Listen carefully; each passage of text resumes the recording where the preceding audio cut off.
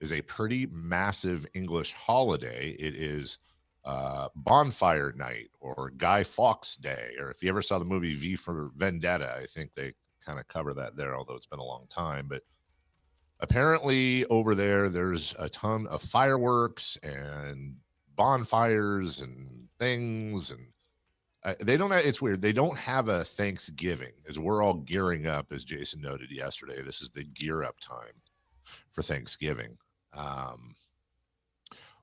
They don't have Thanksgiving, obviously, because they're not thankful. Celebrate. They got a bunch of other holidays that we don't have. Yeah, they do. They actually, I think, have a lot more holidays than we do. The amount of times I've called over to talk to somebody, and they always call it a bank holiday. We're not working. It's St. Swithin's Day today, David. Seriously, he's not. Chris is being funny, but he's not. Like, it's, the kids are at half term, so we're off for the week. And it is, as a matter of fact, I forget the movie. I want to say it was Apocalypse Now. I could be wrong on that, but famously, Francis Ford Coppola, after working with, he was on location and he had an English crew, and he would wonder why they would all stop down 3 times a day for an hour to have tea. And then he basically, within the first week, he just fired them all. And I think he brought in a Russian crew or somebody that didn't do all of that. Which, look, they would say they have a higher quality of life over there in Europe. I don't know. They certainly take more breaks than we do, Jason. Like, we don't even get Veterans Day off. What is that? Come on. Wow. Let's salute and honor. That's what I'm saying, man. Come on. There's no better way to honor veterans who have donated time and effort and all God knows what else to make our country what it is. There's no better way to honor them than by being lazy and playing video games around the house all day. And not working. Exactly. How did that happen, by the way? How did it happen where we honor presidents or whatever by taking it? We're supposed to take the day off to remember? Nobody does. Nobody knows. Sit at home. Right? Nobody knows. Like, I would want a holiday named after me where everybody gets a day off. What would you want them to do? Don't? I do. Yeah. And what would you want them to do? Yeah, hang good point, out, Chris. Party. You wouldn't want them to take a moment and remember and part of that. What do we call them? The Verlad Squad? Verlad Squad. It's Verlad Day. Party. That's what he would want. You know what you do on Verlad Day? Any way you want it, that's the way you need it. Anyway. So what would Verlad Day tradition? I know what one would be. You have a get. Okay, so this is all assuming there's a get together, and somebody goes out and buys, let's say they bring a bag of Doritos, right? And then they pour all the Doritos in the middle, and then however many people are at the party, they equally divide up the entire bag of Doritos so that everybody has the exact same amount of chips to eat. That's one. They bring a cake, kind of the same thing. You got 12 people there. Man, who would ever go to a party where they cut the cake into equal parts to share with everybody? That's insane. Exactly. No, I know. So you have one person, let's say for the cake, for example, you have one person that goes out and buys let's go back. They go to work, they make money. Wait, why are they working? It's a Verlad Day. Everyone has a day off. Not on that day. I'm saying they work in general, and then they take their paycheck and they put it in the bank, and then they withdraw some of that money to go buy a cake for the Verlad Squad, and then they get that cake that they paid for and nobody else pitched in, and then they divide up that cake equally for everybody. There also is always a pay-per-view event on Verlad Day, right? Let's say $59.95, right? And then one person pays for that, and maybe other people, maybe they contribute $1 or $2, but one guy's paying $50-$60, but everybody gets to watch it equally. You get this is the pattern we have here, where you take things that one person does more than the others, but you split them out equally amongst everybody, because that's how it should be on Verlad Day. And then on Dave Day, you just leave everybody alone. Yeah, 100% right. Yes. 100%. On Dave Day, it's on Verlad Day, everybody enjoys equally. On Dave Day, everybody contributes equally. They contribute by leaving each other alone. Equally. Well, I'm saying if they want to get together, my get-togethers would always be a potluck where everybody signs up and brings something of equal value to share with everybody. There's nothing wrong. Dave, I just lost my job. Don't really have a car. I'm gonna actually take the bus to get up to your place, but sorry for you. Sorry. Maybe next year. Work harder. Wow. Don't get fired. Tough party. Sorry. Well, then what's Jason Day? I'll take Jason care of it Day. all. Everybody just gets along. Jason takes care of everything. Everybody just gets along and talks about how great the world is and loves each other. It's like the nicest holiday of the year. Everybody gets a puppy. A cloned puppy. Yes. Ew, gross. Gretchen for you. Gretchen for you. Hey, you look like you need a Gretchen. Uh-oh. The Gretchens have taken over the eastern side of the United States. Make your peace with your God.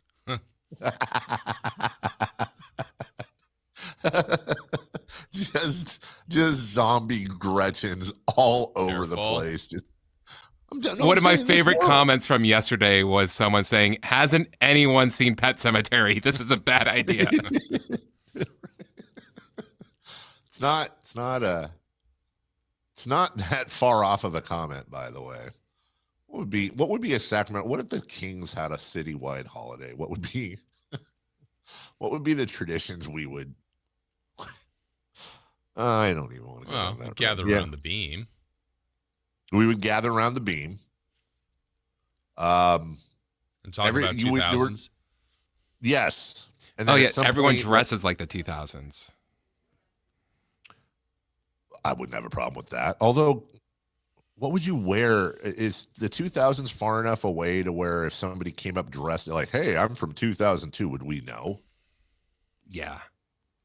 You'd have to wear like a Savage Garden t-shirt or something. That would be you. Yeah. Or a, Oleander concert. Were Jenko still happening? Was that the end? Was that the end of I don't Jenko's? think they ever stopped, Chris. Not in my world. I oftentimes when I'm around these English folk, I will learn things that I didn't know. So I was looking for I forgot to tell you this yesterday. I was looking for my radio equipment that I leave over there in New York. And I usually leave it in the office of our U.S. based, merchandise guy, the guy who does all the shipping for all the clothes. Anyways, I leave it in his office, but it wasn't in. They'd moved some stuff around, so it wasn't in there. So he goes, "Oh, let me see if it's over here. Follow me to the wardrobe." And I get up and I follow him, and he opens up this cabinet. And I go, "Oh, that's right. You guys call like closets wardrobes, right?" And to us, like a wardrobe is like if we went to Jason's house and looked in his closet, we would see his wardrobe hanging up, his clothes that he owns. And then it hit me like, sometimes things will hit you out of the blue that you haven't thought of in forever. When I was a kid, and I was really into the Lion, the Witch, and the Wardrobe books. I thought they were talking about the clothes. Like, if you remember the books, Lucy goes into this closet filled with jackets and stuff, and she closes the door when they're playing hide and seek. And she's, messing around in there, and she keeps going to the back of the closet. And then eventually she steps onto snow, and then, oh my God, where am I? I'm in snow in a forest. And then there's I know you like the Harry Fawn. Potter. That's Narnia. Anyways. So I was always like, what wardrobe are we talking about? Are we talking about the wardrobe in that closet? Are we talking about somebody's clothing I remember as a kid not understanding that. And then, a few years later, now that I'm a little older, I realized, oh, basically the English version would be The Lion, the Witch, and the Closet, which doesn't sound as good. Not nearly as good now.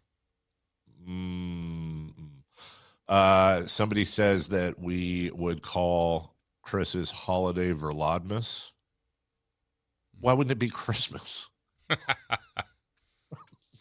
Yeah, that has a better ring to it.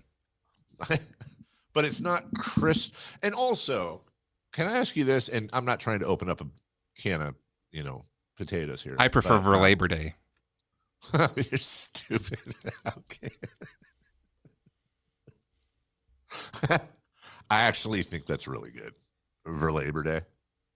Why isn't it, like, legit question, and please don't get crazy on the chat line. Why isn't it Christmas? Why is it pronounced Christmas? Like, because Christmas is all about the 25th of December and that, like, the birth of Jesus and all that, right? So, like, it's not Jesus Christ, or is it Jesus Christ? And we're all saying it wrong. I don't think so. I think it's Jesus. I don't know. I never knew what the H stood for, but that's what my dad would always say. Jesus, and then his middle initial is H, and then Christ, right? And you have Christmas, but why do you have Christmas celebrating Christ? Why wouldn't it be Christmas, Jason? Nobody knows. Nobody knows. Chris, do you have an answer or a guess that isn't going to make people angry or be weird? I think it probably started off as Christ's Mass for church, and then it slowly just turned into Christmas. Now it's Christmas. Yeah, now it's Christmas. Well, yeah, and then you see it abbreviated. Like Halloween Xmas. was All Hallows Eve, and then it's just slowly turned into Halloween. So was Once Upon a Time, was it Thanksgiving? And they just Maybe shortened it. The fun thing when you learn about the history of Christmas was they say back in England during Christmas time, they said it was basically like Mardi Gras. Oh, party.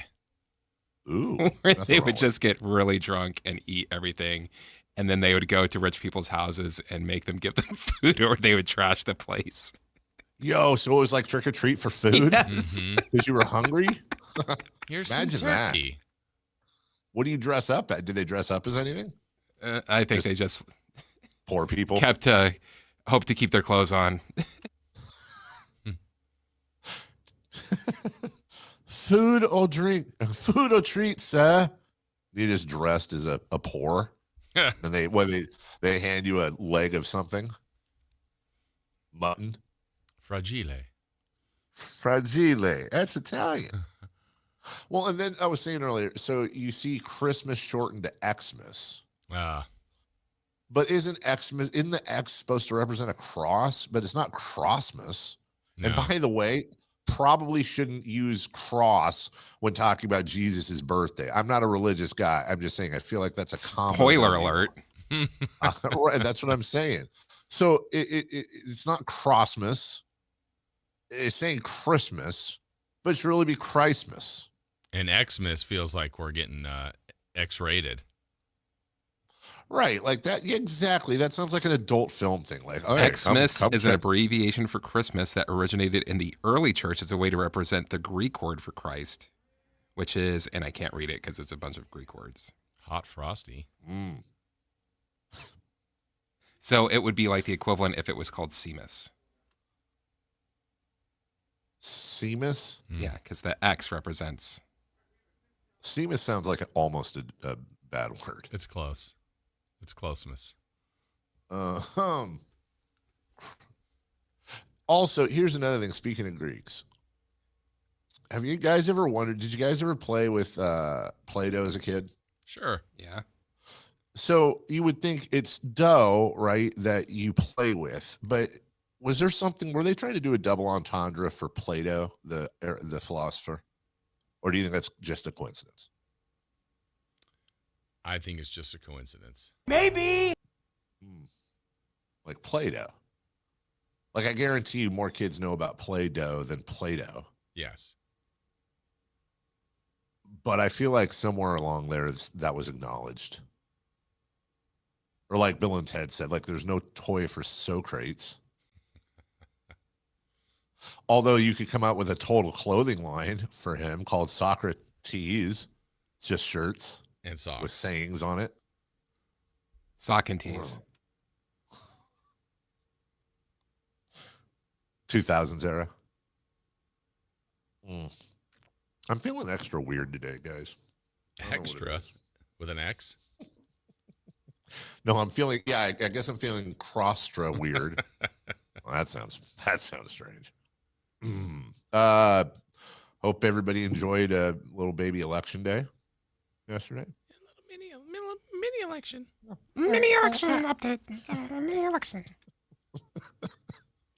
We found out. Hey, Chris, are we allowed to talk about what you told me before the show? I would assume so. He put it on his Instagram. Okay, so our friend Pacey, who used to do afternoons at our country station, he has taken the plunge, man. So he quit a few weeks ago. He's been there forever, and now he's running for Congress. That's He cool. quit to. I hope so. I'm rooting for him, Congressman Pacey. That's crazy, man. I don't mean that in a terrible way, but that is a plunge, dude. Hey, you've thought about that before. I briefly thought about that, yeah, not briefly, I guess, but I stopped thinking about that a few years ago. But yeah, I went through that whole rigmarole from like 14 to 16. Not years old, by the way, like 2014. And yeah, I had some meetings on it and everything. Like there was a party chair that I sat down with, and things got meetings with donors and potential donors and stuff, and it got kind of serious for a moment. Yeah, dude. No, when I started seeing like I was very serious about quitting and getting into that for probably about 2 days through the whole thing. Like, did you think about having Chris being your campaign manager? Yeah, I did not once think that. No. Why not? I would want because I don't even think Chris would vote for me. No. Yeah, so there's that. But then I started to find out like, and I don't think Dave would be my puppet. No. No.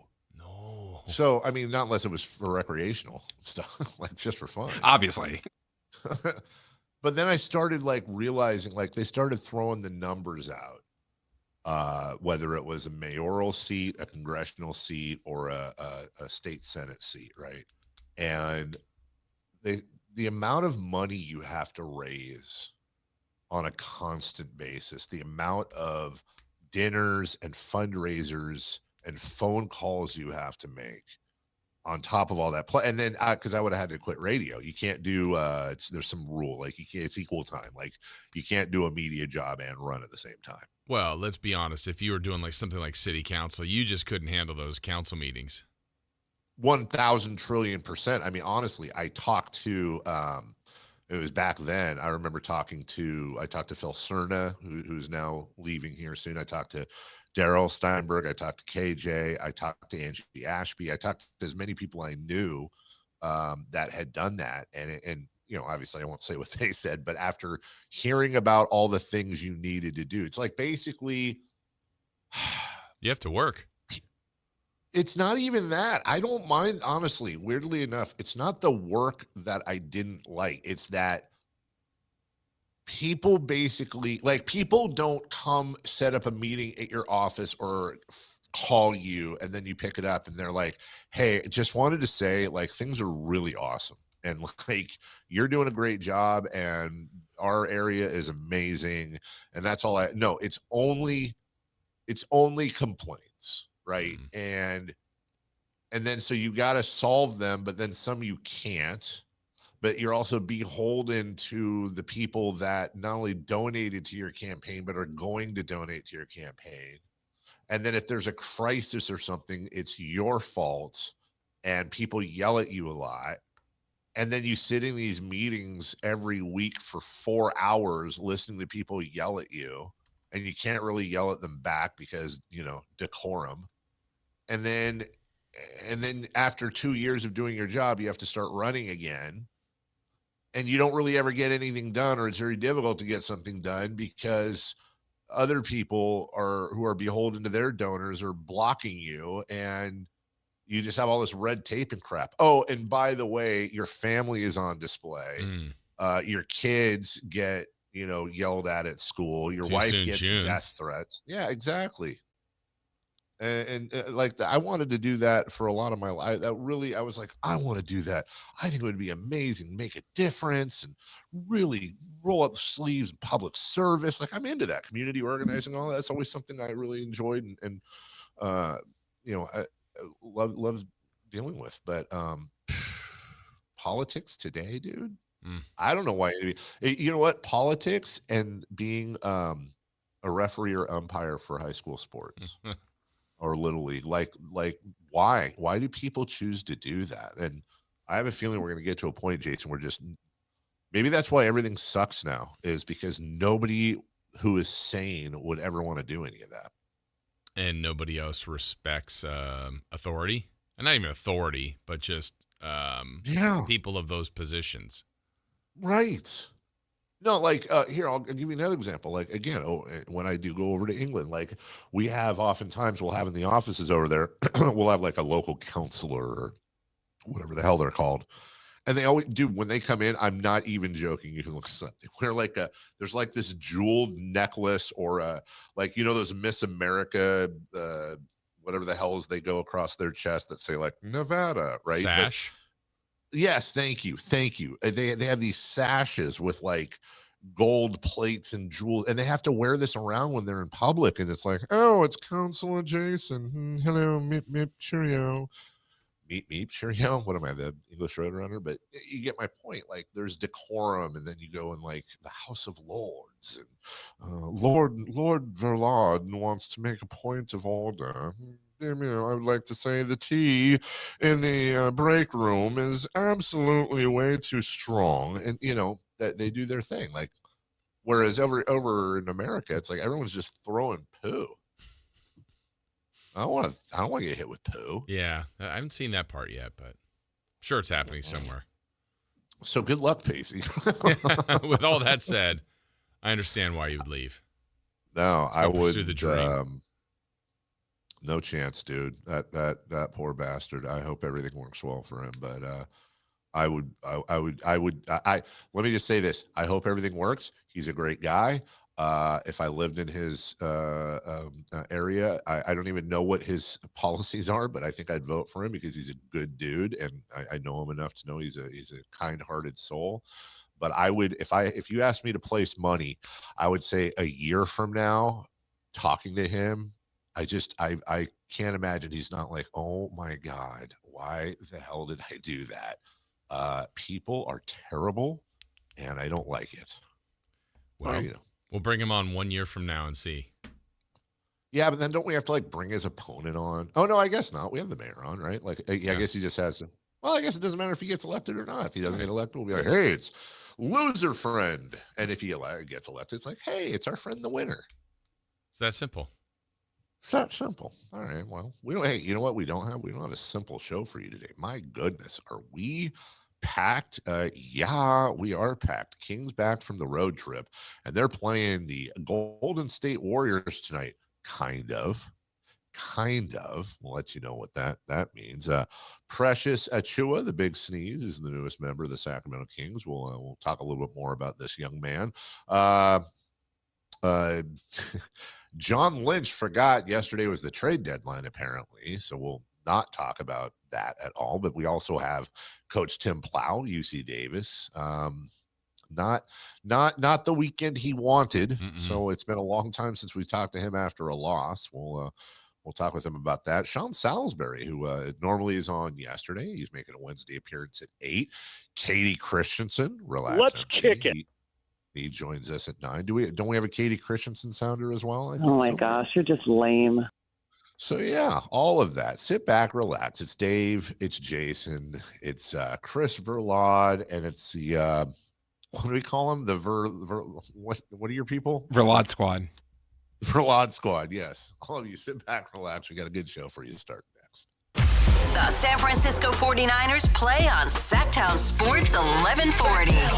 Touchdown 49ers! Every game on your #1 sport. sports station. Don't miss the action on your local sports leader. Sactown Sports 1140. Coverage varies by plan. View contracts and exclusions at endurancewarranty.com. Auto repair bills are through the roof. $3,000 to replace the transmission. $4,000 for a blown engine. And if your manufacturer's warranty is expired, you'll have to cover it all out of pocket. You need an Endurance Auto Protection Plan. No matter what the mileage, if your car is under 20 years old, Endurance can get you covered on the engine, electrical system, transmission, AC, drivetrain, and more. Endurance has plans for any budget. Repairs can be done at the certified mechanic of your choice, and they're paid directly with no middleman. Plans cover 24/7 roadside assistance, towing, battery jumps, fuel deliveries, tire changes, lockout services, and a 30-day money-back guarantee. Act now and get our elite benefits, including complete tire care and key fob replacement. A $2,000 value at no extra cost. With Endurance, you could never pay for covered auto repairs again, so call now for your free quote. Call 800-378-7241. 800-378-7241. Again, that's 800-378-7241. Carmichael Dave here for American Energy Heat and Air. Right now, breaking news, they're upgrading their offering to include plumbing, bringing that same expertise and experience to the plumbing space. They're no longer just heat and air. They're now your American Energy Home Pros. You hear me talk about them as your second opinion partner. Now you can still get second opinions on any HVAC service or replacement, and now you can get a second opinion on any of your plumbing services. They'll come out to your house for free, and they'll give you a second opinion and almost certainly save you money. Oh, but wait, there's more. With winter coming up, how about a free furnace special? With full system installation, you're getting a free furnace, not a discounted furnace, a free furnace, and up to $4,000 in rebates while that funding lasts. So get there right now, 916-520-9990. That's 916-520-9990 or AmericanEnergyAir.com. American Energy, making the uncomfortable comfortable. At Fisher Investments, we may seem like other money managers, but we're different. What makes you so different than the rest of us? We ensure clients receive unparalleled service at every step of the relationship. Tell me more. Our investment counselors focus on service over sales, prioritizing clients' needs. How do you make money? We don't sell any commission-based products. We have a simple management fee based on the value of our client's portfolio. So we do better when our clients do better. What about client portfolios? We get to know each client, their finances, family, health, lifestyle, and more, and then we tailor a portfolio based on their specific goals and needs. Your clients really come first then, huh? Yes, we make them a top priority. Our goal is helping them achieve a comfortable retirement. Wow, maybe we are different. At Fisher Investments, we're clearly different. Learn more at FisherInvestments.com. Investing in securities involves the risk of loss.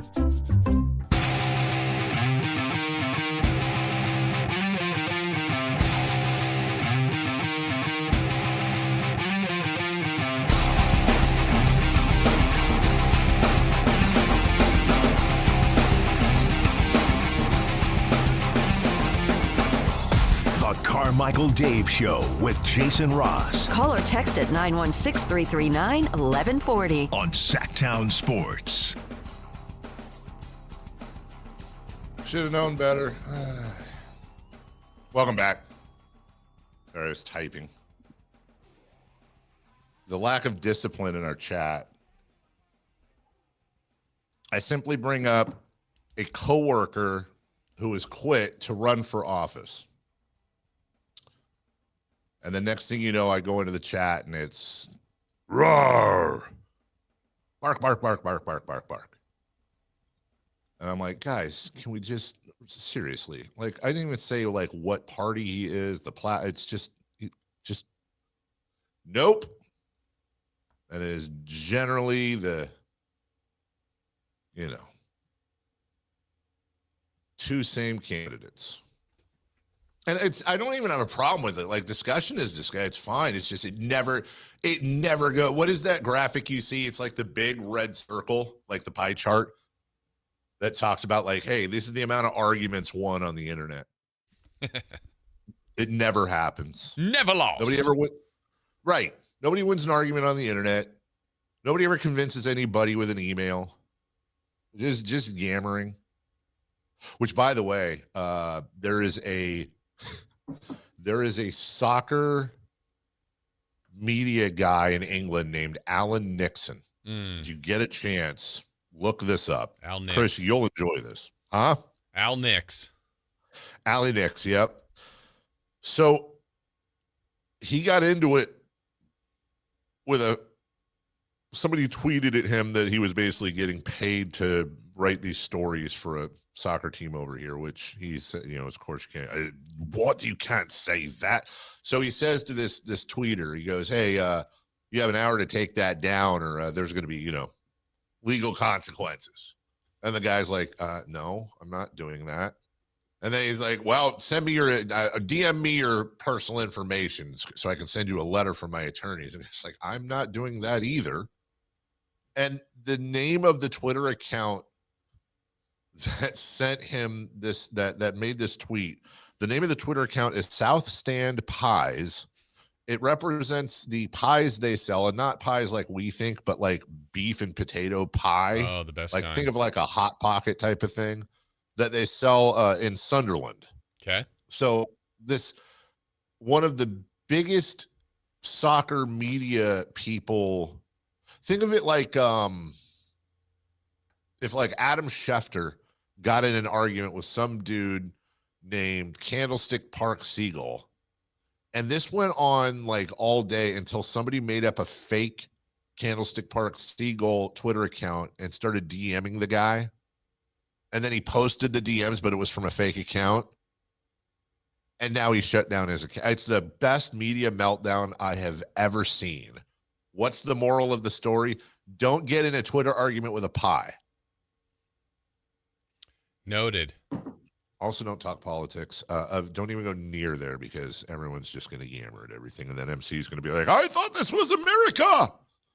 Stop censoring me. Don't censor me. You got it, buddy. Kings Warriors tonight. This time, Jason. Yeah, is it? It is. In fact, I This just got time. it's for real. Good, lot on the line.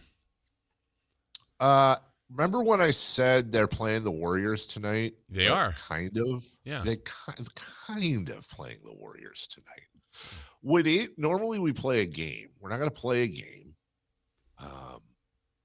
But I'm just going to tell you, would it surprise you at all if I'd have told you on Monday, let's say, or nay, even yesterday, that your 2-5 Sacramento Kings are favored tonight?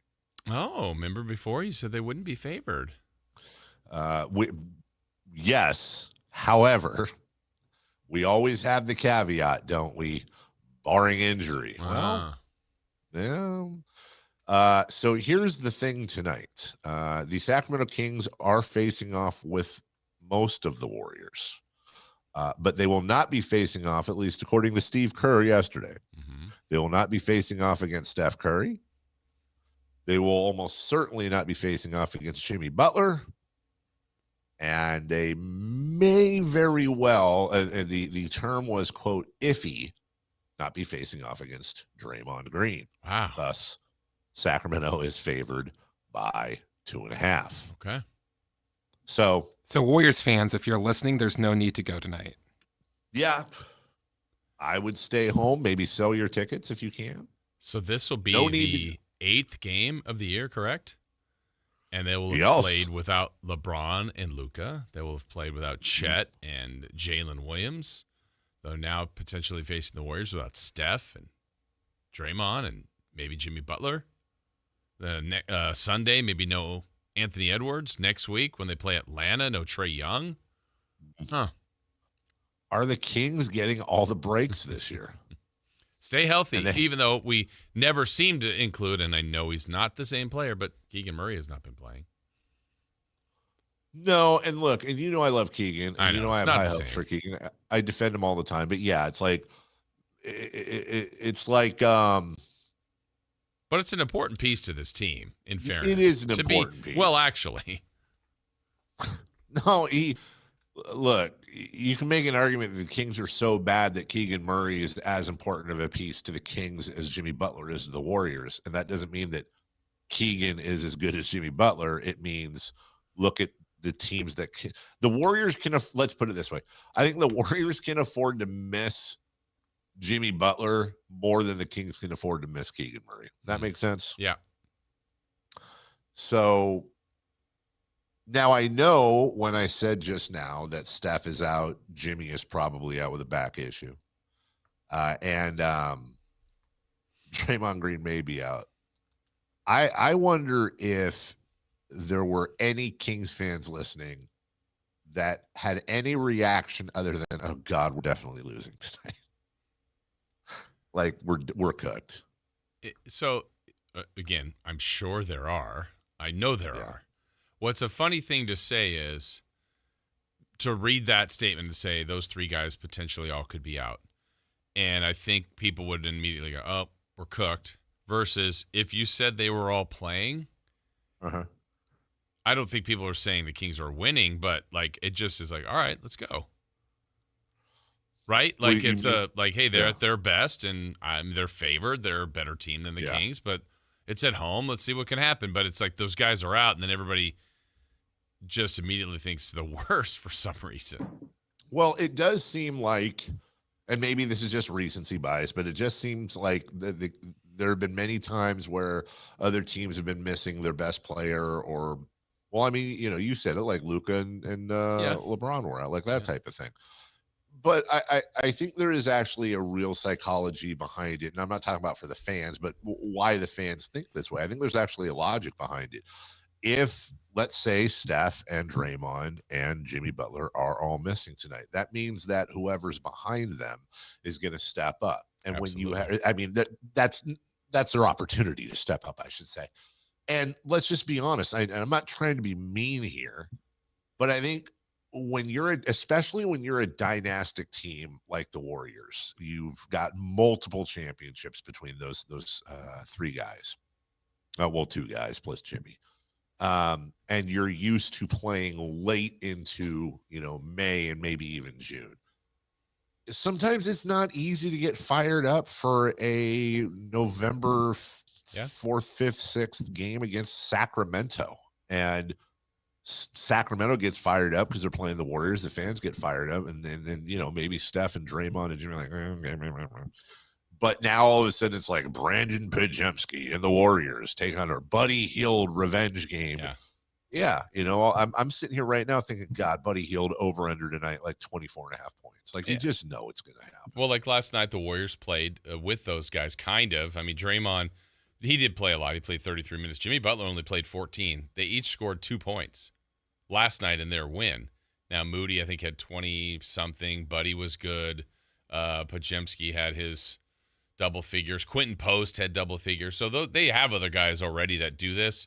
But to miss the three potentially, now you're going to look at a heavy diet of all those other guys like Kuminga, Pajemski, Buddy, Post. Yeah, that team someone else will get a chance. They're going to get 100-something points. So we're going to see somebody get a number that we're like, how did that guy score that much? Opportunity. Yeah, nope, you're 100% right. And you mentioned two guys right there. Buddy Hield, because he's back here. He's going to get booed every time he touches the ball.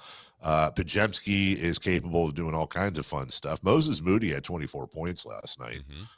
And then you have Kuminga, who has nothing against the Kings. I mean, hell, the Kings tried to get him this summer, but you got to think this means a little more to him. It's almost like, hey, we'll see you again at the end of the summer. Here's what you're missing out on. Pay the man his money type of thing. So, yeah, I don't know. Kings by 2.5. I don't know that I agree with that, but I hope it's right. And we'll obviously talk quite a bit about that much more later. We'll take a break right now, quick 2-minute break. When we come back, tough weekend for the UC Davis Aggies, but win, lose, rain, shine. Head coach Tim Plow, the mayor of Shredville, joins us each and every Wednesday. We will talk to him next. The only place you'll find Malik Monk is Sactown Sports. Oh my, what an athletic move that time by Malik Monk. Hey Sacramento, it's Malik Monk and you're listening to the home of the Sacramento Kings, Sactown Sports. Your local sports leader. Workdays can be unpredictable, but your workwear shouldn't be. With the Cintas Apparel Plus program, you'll have freshly laundered garments for everyone on your team delivered every week. Cintas has workwear for just about any job imaginable, with high-performance fabrics and an uncompromising fit that stretches and moves with you. Don't leave looking and feeling good to chance. Visit Cintas.com Oh, I'm ready. and get ready for the workday. If you love to travel, Capital One has a rewards credit card that's perfect for you. With the Capital One Venture X card, you earn unlimited double miles on everything you buy. Plus, you get premium benefits at a collection of luxury hotels when you book on Capital One Travel. And with Venture X, you get access to over 1,000 airport lounges worldwide.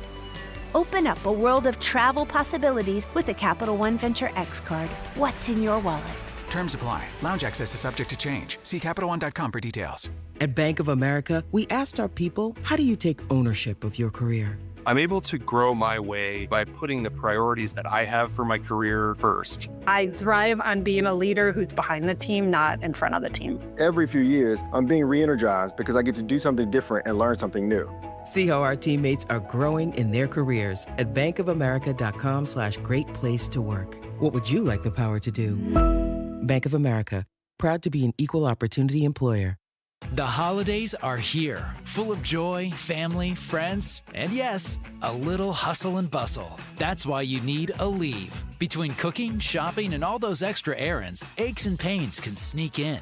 Aleve is here to help with long-lasting body pain relief. Don't let body pain slow you down. With up to 12 hours of body pain relief per dose, you can keep up with the season's magic and all that awaits. Pick up Aleve and get back to what really matters, making memories.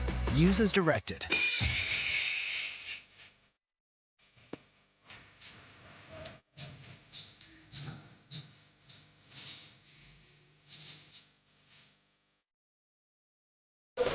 Waking you up with the best in local sports. They just make it interesting, you know? It's the Carmichael Dave Show with Jason Ross on Sactown Sports. All right, welcome back. I want to remind you, Sean Salisbury, normally on Tuesdays, he will join us, at 8 a.m. Today, a little over an hour. Katie Christensen in her normal 9 a.m. slot. She'll help us preview tonight's Kings-Warriors matchup. And as I said, as we went to break, it's one thing I love about him. Rain or shine, win or lose, does not matter. Of course, we want to have Coach Tim Plow on after all the wins, and we want them all to be wins, but that's just not how sports goes. And last weekend, as heard right here on Sactown Sports, tough home loss for the Yags as the Idaho State Bengals come in and with a little bit of drama and a long field goal with 52 seconds left. They beat UC Davis 38-36. So we will recap it right now with Coach Plow. Coach, it's David Jason. Good morning. Boys, how we doing? Doing good. Yeah, we're How good. about yourself? Yeah. Oh, good, man. Just trying to get through this rain today, but we need the rain and we need to practice, especially playing in a dome this week. That rain could get us, so we got to make sure we're ready to go. Coach, tough loss. You would the only blemish, if you will, on the schedule all year had been to Washington, which almost we know how that is, but I don't think anyone or most anyone that lived outside of Idaho saw Idaho State coming in and getting a win. I'll ask you just on the surface, what happened? How'd that happen? Yeah, I mean, the first thing is Idaho State played really well. You got to give them a lot of credit and their coaches and everything. And really, it just comes down to, when I got here, we talked about what it takes to win, and you got to play winning football, and we just didn't do it. It starts with me. Anytime we lose a football game, I always tell the team and media and whoever wants to listen that don't look anywhere past me. Like, if we lose a game, it's my fault. I got to do a better job. And there's a lot of things I did poorly in the game that I got to fix, and things I got to fix during the week that help our team play better. But shoot, man, we get 2 kicks blocked. We turned the ball over 3 times, and we gave up 200 yards rushing on defense. That's a recipe for losing a football game. And we did all that and lost by 2, which just shows how much we fight and how much we care. But you can't do those things and win football games. Doesn't matter who you're playing. And hopefully we learn that lesson and can fix it and see if we can play a little better this week. Coach, I know you've been telling us for the last couple of weeks you've had a lot of injuries. You haven't used it as an excuse, but some of those things that didn't go well this last Saturday, how much of it was as a factor of having some of your main guys being out? Yeah, well, our defense has been trying to figure out different ways to stop the ball, and when you lose the Twins, we're down to our fifth and sixth corners. Our one corner was playing with a broken hand all game with a cast on, and then at the end of the game, he had to use his casted hand to make a tackle and broke his forearm. So just, it's part of football. But, yeah, we're defensively moving around a lot of guys, and they're playing 4 wide receivers. We don't have enough DBs to guard 4 receivers, so you're playing some different defenses, makes it tough. And then, offensively, we lost Carter Vargas early in the game, who's a big part of our offense. And then in the third quarter, we lost Stacey Dobbins and Zach Jones, who are starting receivers. And so you're just kind of, you're piecing together different ways, guys trying to step up. But yeah, it's part of football. Every team's beat up, but shoot, man, we, this week, for example, you can travel 70 guys. I think we can only travel 58. It's the only guys we got healthy. So it's just one of those years. Coach Tim Plow joining us. I want to go back to your answer, Coach. And look, I'm going to do a ramp up here. I admire any coach that says it's on my shoulders, the buck stops here. I think I have a world of respect for that. And I also enjoy how free our conversations are each and every week. We have a lot of fun, but you also teach us a lot about football and about coaching. So you answer this however, how specifically you want, but you didn't throw the picks. You didn't. What did you do wrong? Give me an example if you would. What was something that you go, that was my screw up. I did that wrong. Well, I guess I would start with the process part, because as I talk to the team all the time, I think you win games Sunday to Friday. I also think you win games, 6 months before you play them. And so that's where I feel like, okay, if we lost a game like that, we lost a game to a team we should have beat at home, and we always talk about we don't want to lose our home games, then there's something within the process that I got to go back and look at and say, okay, what did we do? What could I have done differently in regards to how I led the team, instructed the team, laid out the keys to winning the game? And somewhere along the line, I feel like that process got out of whack, and we talked as a staff on Sunday about just our messaging, our environment, and the things that we can do better to make sure that we don't have those things. So for me, I went back and looked at a lot of those things. And then in the game specifically, at the end of the first half, we were down by 1 point, and we had the ball on the 18-yard line. We had a timeout, and there was about 7 or 8 seconds left. And, we thought, hey, let's throw one at the end zone. It'll be incomplete or a touchdown, and then we'll kick a field goal. And, we took a sack, fumbled the ball, and ended up getting no points there at the end of the first half. And, man, that is just a really poor decision by me to even try to throw a ball in the end zone there.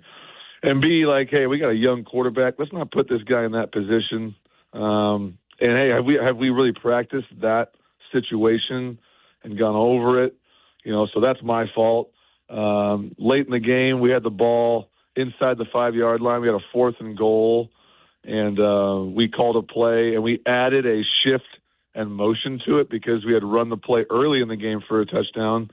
I was afraid that we ran it a second time, that they were going to see the play, so I was trying to hide it with a different shift and motion, but we hadn't really practiced it. Like I said, our receivers were all out at that point getting IVs, so we got some young receivers in, so we had a illegal motion penalty. We threw a touchdown pass, but it got called back. So now we got to settle for another field goal. So things like that pop up in the game where, in my mind, I know the kids are going to make mistakes every week. And I feel like I'm sure our staff is going to make mistakes every week because that happens. But I really feel like when I took this job that I wanted to help Davis win those games, like the games this Saturday, because we had lost some games like that the past 5 to 10 years. And I thought to myself, man, if I don't make any mistakes and I do my thing, then I'll be able to help us and make sure we win those games. And that's what we've done, the first 23 games I've been here. We've won a lot of close games, sometimes to teams that people think we're better than.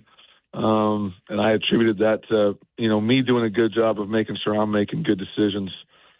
So, that one hurt a lot. But, like I always say, man, I'm going to be joyful and thankful for every lesson I learned. I've only been a head coach for 23 games. We've been fortunate to win 18 of them. But every lesson I learned, whether it's through a good feeling or a bad feeling, man, I'm super joyful and thankful to learn that lesson, because I know I'm going to learn it and I won't make those mistakes again, and I'll bank that in there. And so I'm thankful for all the lessons, even if they're hard and painful. And that one was as painful as I've had in a long time. Coach Tim Plow with us, Coach. And the other thing you've done a good job of is not really letting a loss spill into 2 or 3. You just kind of get on to the next week and get a victory. So this week, another challenge on the road. Now it's at Idaho. You played Idaho State last week, but you go to play the Vandals, who have been up and down but have a pretty talented team. What do you think about the Vandals for Saturday? Man, they are. You said it. They are really talented. They were, ranked in the top 10 early in the year with us, for rightfully so. You watch them on tape, and they got 2 great defensive players: a defensive end, number 89, and a nickel linebacker, number 4. They're both, elite FCS players. And they got a great quarterback who's a really good athlete, who's missed a couple of games, but he came back last week. And they got a great running back, number 20, who as good as anybody in the conference. So they're very talented, and I think they're getting healthy. They just beat NAU in NAU. NAU has been a ranked team all year, so we're playing them at a time where they're playing their best football, and we got to find a way to go on the road there, play in the Kibbe Dome, and figure out a way to get it done. So it's going to be a very, very difficult challenge.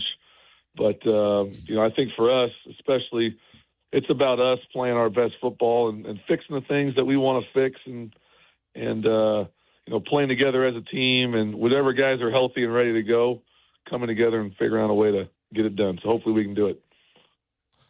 Coach, lastly, 2 things. Number one, I've been doing this a really long time, way too long that I want to admit, because it'll give away my age. That's one of the best answers I've ever heard a coach ever give to a question like that. So thank you for honoring us with your honesty and your vulnerability. And I think there's a lot of would-be coaches and athletes and just people in general that can learn the lesson you taught us about, joy in mistakes and learning from those things. That's just a phenomenal message. And I really wanted to acknowledge that.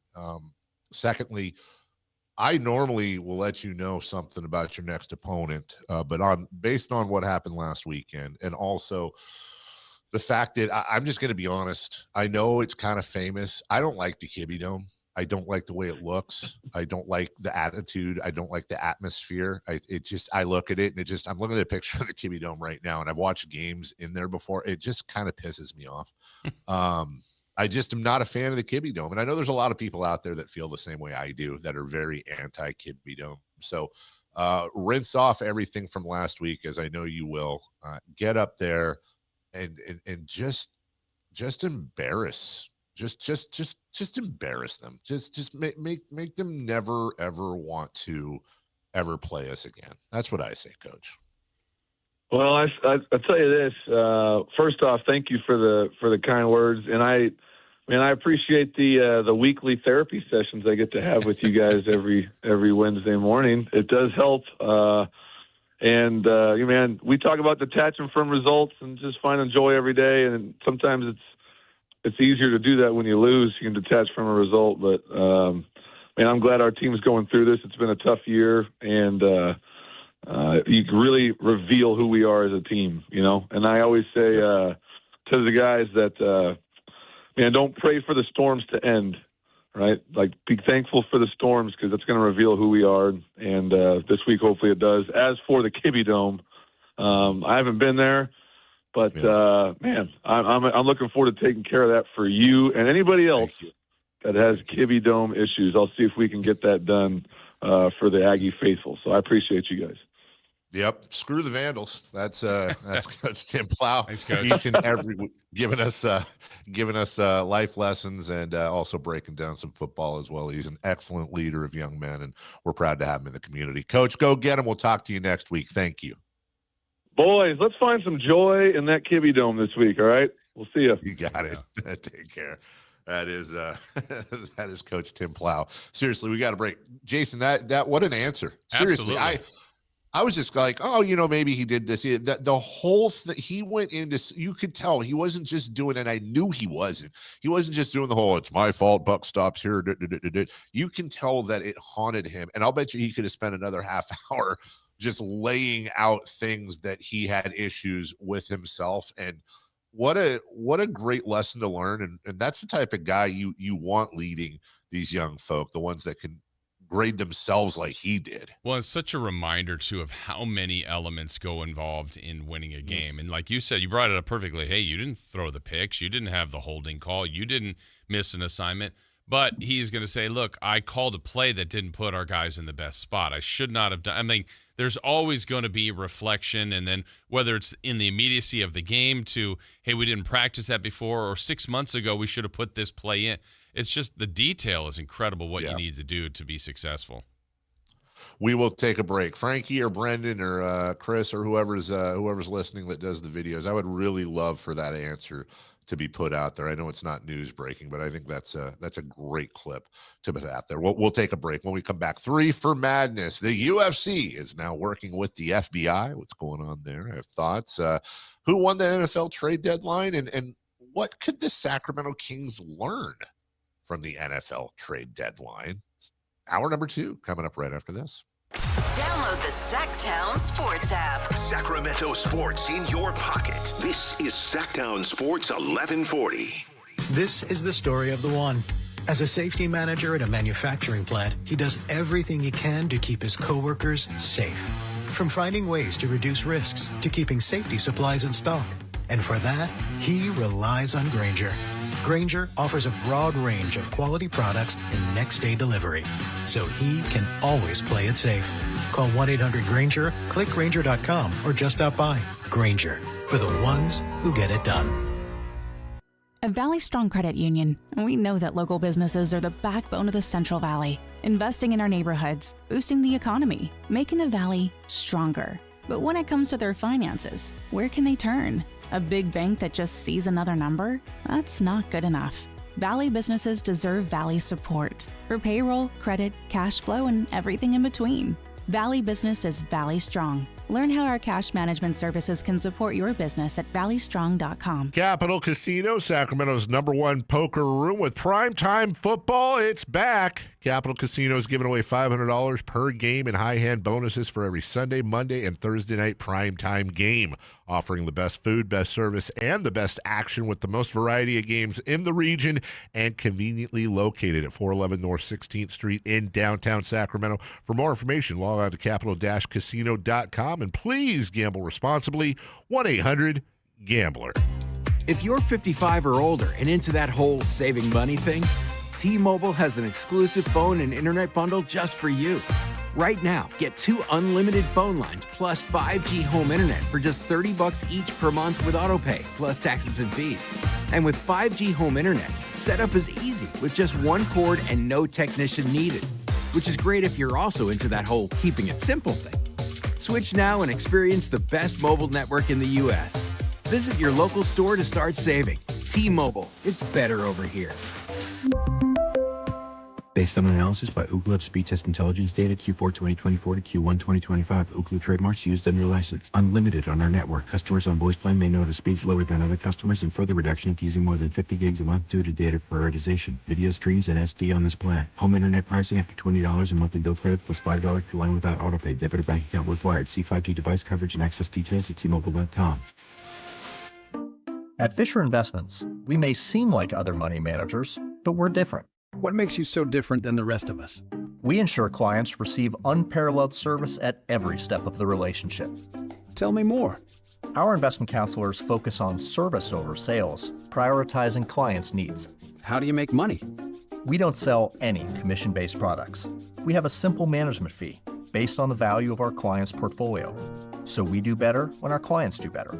What about client portfolios?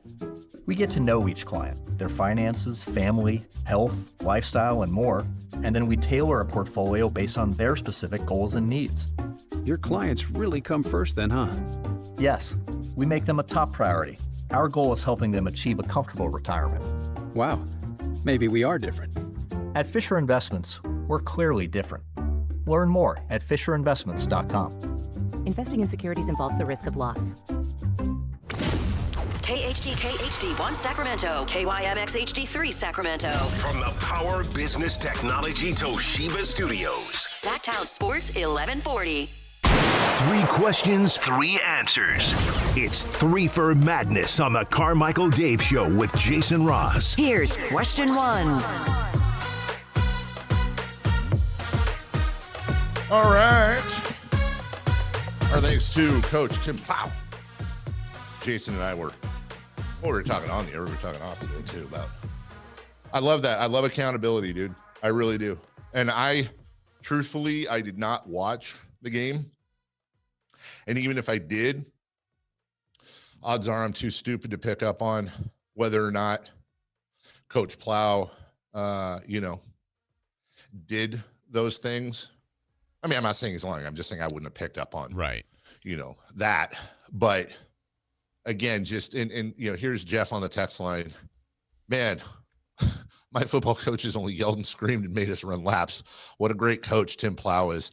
Didn't know he has only 23 games under his belt. By the way, that's 18-5 by my count. That's a pretty good record. That's really good record. I would have thought he'd been coaching for 10 years. That's like, you never know during the course of a show, Jason. I mean, let's be honest.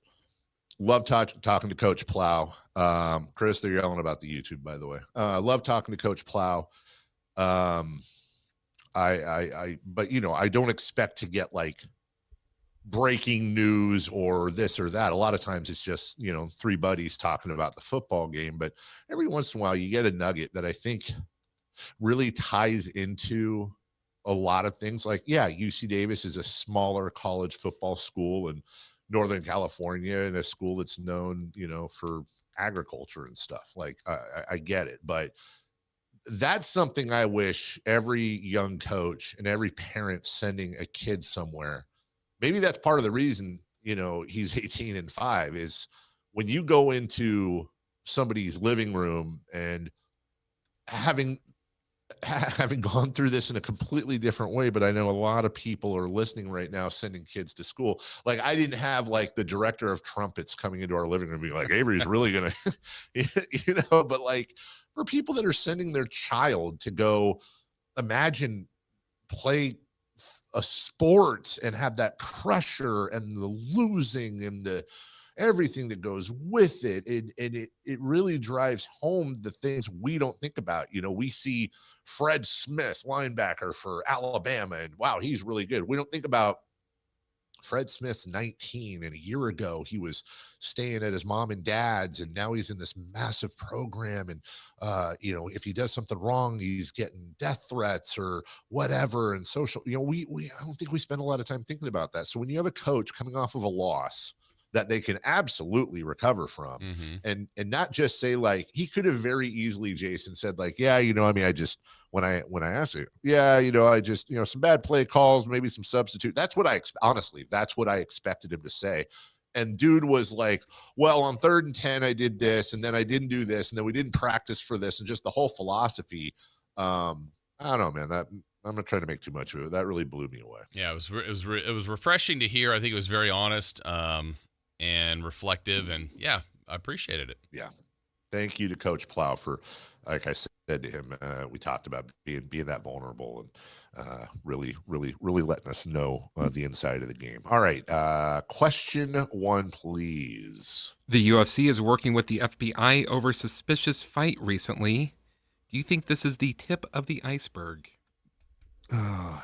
I wrote this question and I know exactly how I'm going to answer it. And then ever since this morning, knowing how I was going to answer this, I'm just bracing for the responses, but I'm just going to give you the most honest answer I can give you. I don't talk to Dana anymore, or rarely. We used to talk all the time. I know Dana White really well, but things have changed. He's gone from calling the night show with Chris behind the glass I know Chris answered the phone many a time. He would call in sometimes unsolicited on his back porch, and we'd talk for an hour back when we didn't get yelled at for not taking breaks. Now they got really mad at one person. Yes, they did. Yes, actually, Dana White indirectly got somebody fired. Sort of. That was actually my fault. But anyways, I digress. But that's a great point. Now things are different. But I will tell you that I remember having conversations on and off the air about fight fixing and about gambling. And Dana comes from a boxing background. That's where he got his start managing, and then managed Tito Ortiz, Chuck Liddell, and bought the company from Art Davey and SEG, and it is what it is today. I can't imagine, and I'm not trying to be naive here, but I know the real easy thing to do with what's happening in the NBA, the advent of gambling, everything that's going on. It's like, well, this is just the tip of the iceberg. This thing is huge. I'm sure, by the way, I would bet all the money in the world that there have been UFC fights that a fighter has thrown, that somebody individually did something. I'll tell you, the one that always sticks out in my mind is, because I was there in Oakland, was Anderson Silva, Chael Sonnen won. And Chael was a heavy underdog. This was the peak of Anderson Silva when he was on his undefeated run. And he absolutely dominated Anderson Silva for 4.5 rounds. He was going to shut him out on the scorecards and win the championship 50-45. And as the round was progressing, he put himself in a stupid position. He was on top of Silva. Silva was on his back. He was on top of him in his guard. And next thing you know, triangle choke, fight is over. I was 30 feet away from it looking at it. And I remember turning to my friend, Mike Hernandez, and saying, Chael threw the fight. He threw the fight. It's so obvious he threw the fight. Well, it wasn't obvious. And maybe he did, maybe he didn't. It's Chael Sonnen. But I will tell you that Dana was terrified of fight fixing, terrified of anything having to do with it, because no matter the money made, the inkling that something wasn't right or was fraudulent or wasn't working could be a death blow to his sport. There just was no room for it. So if you read the article, the company that alerted the UFC actually contracts them to watch these betting markets and look for anything that's weird or off. And they alerted the UFC. UFC's already released the fighter. They contacted the FBI. They're working with the FBI. It's a whole thing. So I know the snap thing, the snap reaction is going to be, oh yeah, of course it's all fixed. I'm doing my best to try to show my work here. I don't doubt that there are individual fighters from time to time that may do something hinky. I think it's a lot less than we think. And I think in this case, I hope what it shows is that even on a smaller fight that not a lot of people were paying attention to, with smaller names, that the system worked, they caught it, and they're taking steps towards it. So I wouldn't go that far that quick, Chase. Yeah, I mean, again, I can't show any work here. I don't know enough internally of what's going on here with the UFC, but just there's certain red flags that come up. One, the fact that it's being looked into. Secondly, the FBI gets on everybody's radar when you're going, even if the UFC contacted them. And when you're dealing with an individual sport, I know there's camps and all that, it just leads to this kind of potential.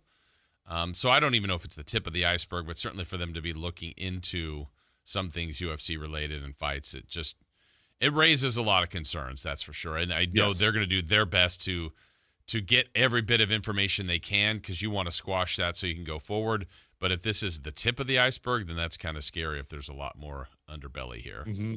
I think the huge problem that UFC has here is that they allowed the fight at all after getting all this information that, like, this isn't looking good. It's looking like There might be a fix in. Start over, Chris. What did you say? Start over again, please. Allowing UFC to allow the fight to happen. Oh, after the hiccups and the like they are the books already took the fight off off, so they knew something was up, and UFC was told about it. So why was the fight allowed to happen? Yeah, I would like an answer to that too. And I also think it's important to remember, when we think about this fixing, right, or alleged fixing, one thing that I often don't hear talked about is that let's just go with it. A fight is fixed. Okay. Not only the criminal danger from this whole thing, but what oftentimes we don't talk about is that, we're focusing on the fixing and the people that win, but we don't think about the fixing and the people and the entities that lose and the chances and the risks you're taking with those people. Nobody's going to get upset for winning a fixed fight. But if somebody finds out a fight is fixed and they had a decent amount of money on it, and I'm not talking about you, me, and Chris, I'm talking about, people you don't want to see in the street corner.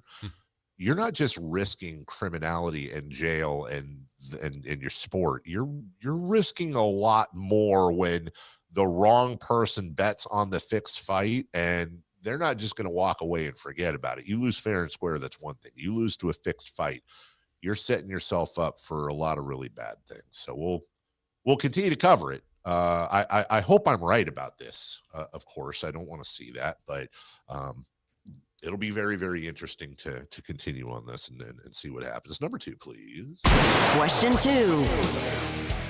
Who won the NFL trade deadline? Who won the NFL trade deadline? Well, it depends on how you're looking at it. I would say from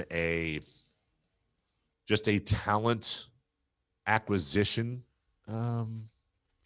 point of view, I look, the Colts got Sauce Gardner. He is a hell of a player in his prime.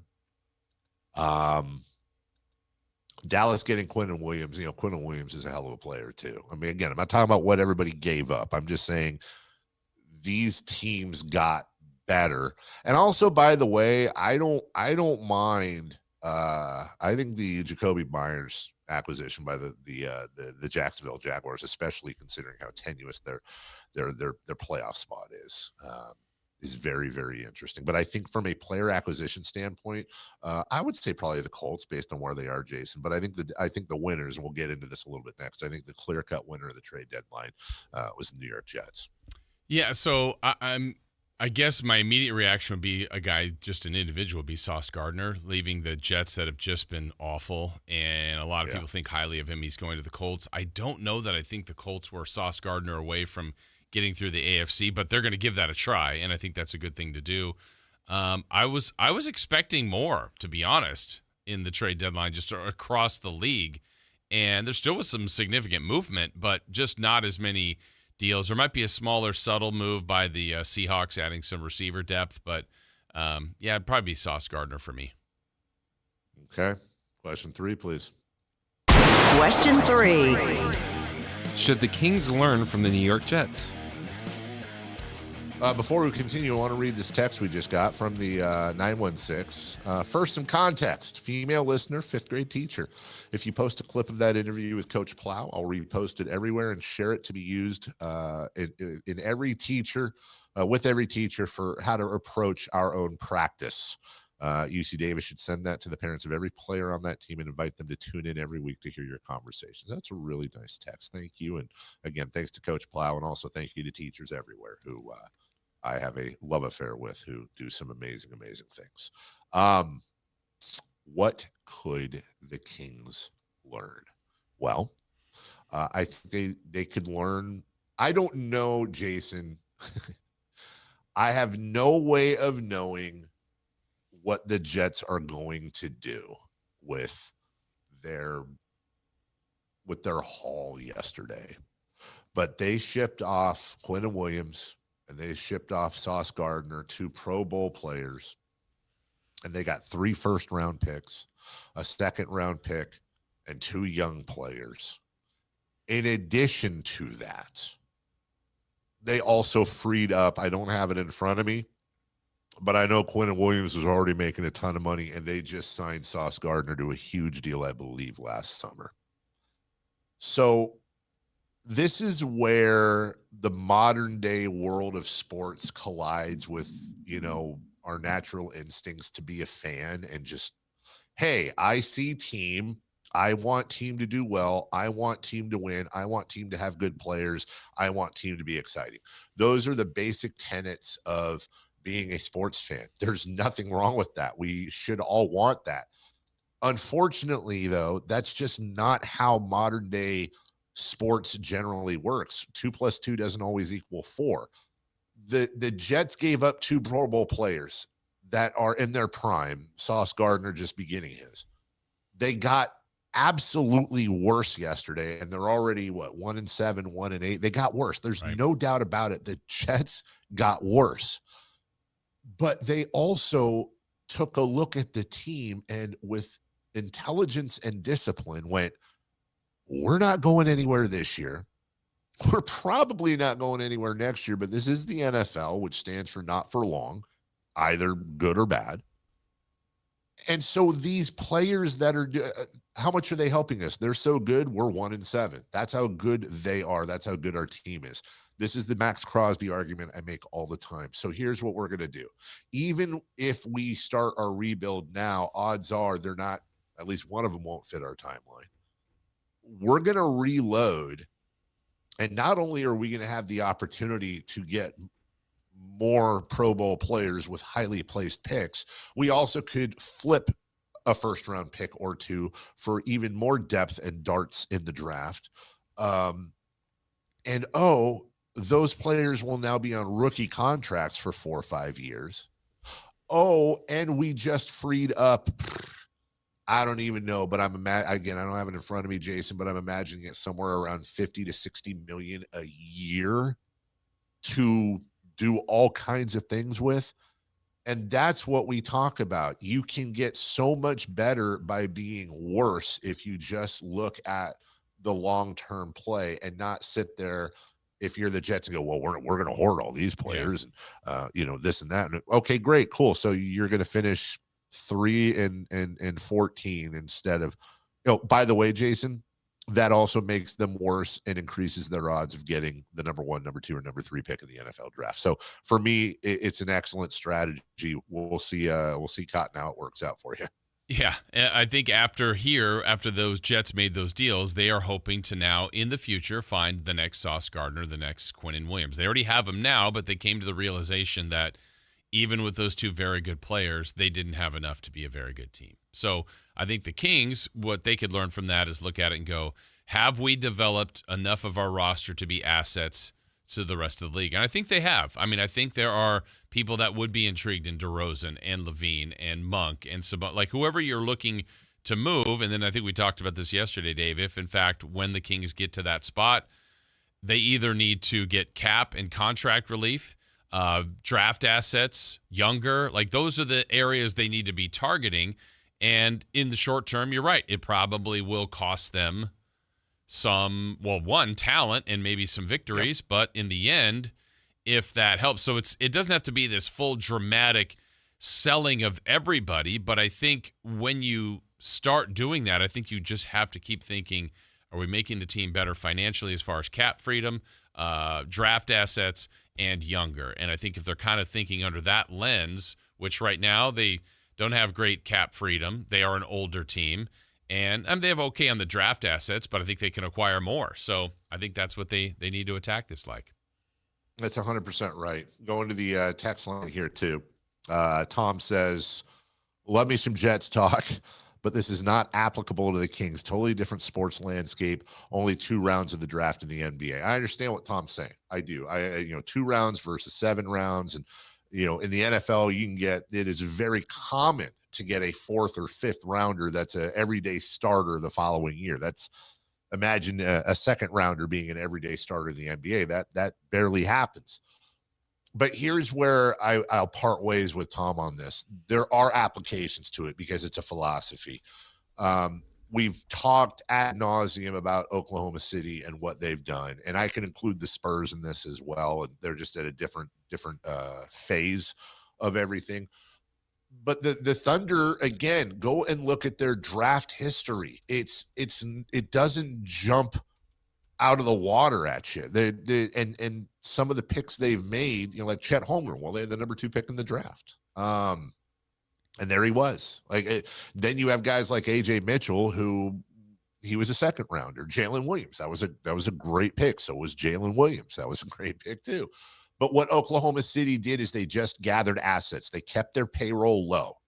They did everything to either decrease payroll, get youth, or gather draft picks. And then Paul George comes along. They grab Paul George. They tool around with Paul George for a while, but ultimately Paul George is just sitting there until somebody goes, hey, we need Paul George. Oh, you do? Oh, you're contending? We're not. Here's Paul George. And of course, you're not going to get an MVP and a bunch of draft picks. That was one of the greatest trades in NBA history. I'm not saying that shouldn't happen. But then look at the San Antonio Spurs. Well, they lucked out with Victor Wembanyama. Sure, but you also put yourself in a position to luck out. They also got Dylan Harper. They also got last year's Rookie of the Year, Stephon Castle. They've gathered some talent around them, whether it's Julian Champagny or Jeremy Sohan, or, then they turn around, they trade for De'Aaron Fox. They gave Magic Beans for De'Aaron Fox. And by the way, they've gathered these draft picks. They had the unprotected Kings pick swap in 2031. They have all their own picks. You look at San Antonio's cupboard, and nobody's going to be Oklahoma City, but they're not that far behind. And Chris always makes fun of De'Aaron Fox's contract. How much you want to bet that De'Aaron Fox will come back and he's going to do one of two things? He's either going to fit in nicely with the Spurs and they're going to be even better, or the Spurs, much like Paul George, are going to flip De'Aaron Fox for something else and get that money off their books. Somebody out there will grab him in that contract. I promise you that. They have assets. That's the philosophy. Whereas for too long, the Sacramento Kings have been, oh, look at the shiny thing. Oh, John Morant, let's go try to grab that. As reports are saying, they're keeping an eye on things. Or, oh, look, Zach LaVine, he's cool. Let's grab him. Hey, oh, look at this guy. Look at that guy. Oh, he can score. Oh, Buddy Hield. He makes lots of shots. Let's do – it's run like a fantasy basketball team with very little vision, very little discipline, way too much turnover. Yeah. You have a GM that went from executive of the year and a coach that went from coach of the year, and within 3 years they were both gone. And I'm not trying to get into deserve or not deserve to be gone, but this has been a team that has very little stability and very little long-term vision. They could learn from the Kings could learn from the Jets, learn from the Spurs, learn from the Thunder, and maybe in 2, 3, 4, 5 years we're sitting here and we're the Spurs, or we're the Thunder 2 years ago, or we're the Pacers last year, or we're Detroit, or we're Houston, and we're in that spot where we're legitimately excited about this team. Yeah, and then I'm going to say this forever, whether the Kings are the best in the league or the worst in the league, basically, Dave, the other part of it is you have to get your moves right more times than you don't. And that's the right trade, the right free agent signing, the right draft pick. Because I was looking at this because I know there's plenty of people that are on the side of like, hey, completely lose, get the best draft pick you can. And that's fine. That's a philosophy, whatever. From 2007 to 2018, to back up the point of making your picks right, when the Kings were one of the worst teams and had that horrific playoff drought, I mean, Dave, they drafted 10th, 12th, 4th, 5th, 7th, 5th, 7th, 8th, 6th, 8th, 5th, 10th, 2nd. They didn't do very well with those picks. Those are high enough picks to make an impact and change your franchise. And in there's a DeMarcus, there's a Tyreek Evans, there's Tyrese, there's De'Aaron Fox. Yep, Fox is one. Yeah. There's Bagley, though, on the other side. Like, there's McLemore. We know the list. Robinson. There's mistakes. Like, 5th in the draft should get you a difference-making player, and the Kings did not get the difference-making player. So the whole point is if they were picking 1st this next year or 30th, I hope they get it right. And they have not been getting things right for the better part of a long time, really. And I know we have to break, Jason, because I think you make first off, you make an unassailable point. Of course, you are 1 trillion% correct. What good are the picks if you're not making the correct picks?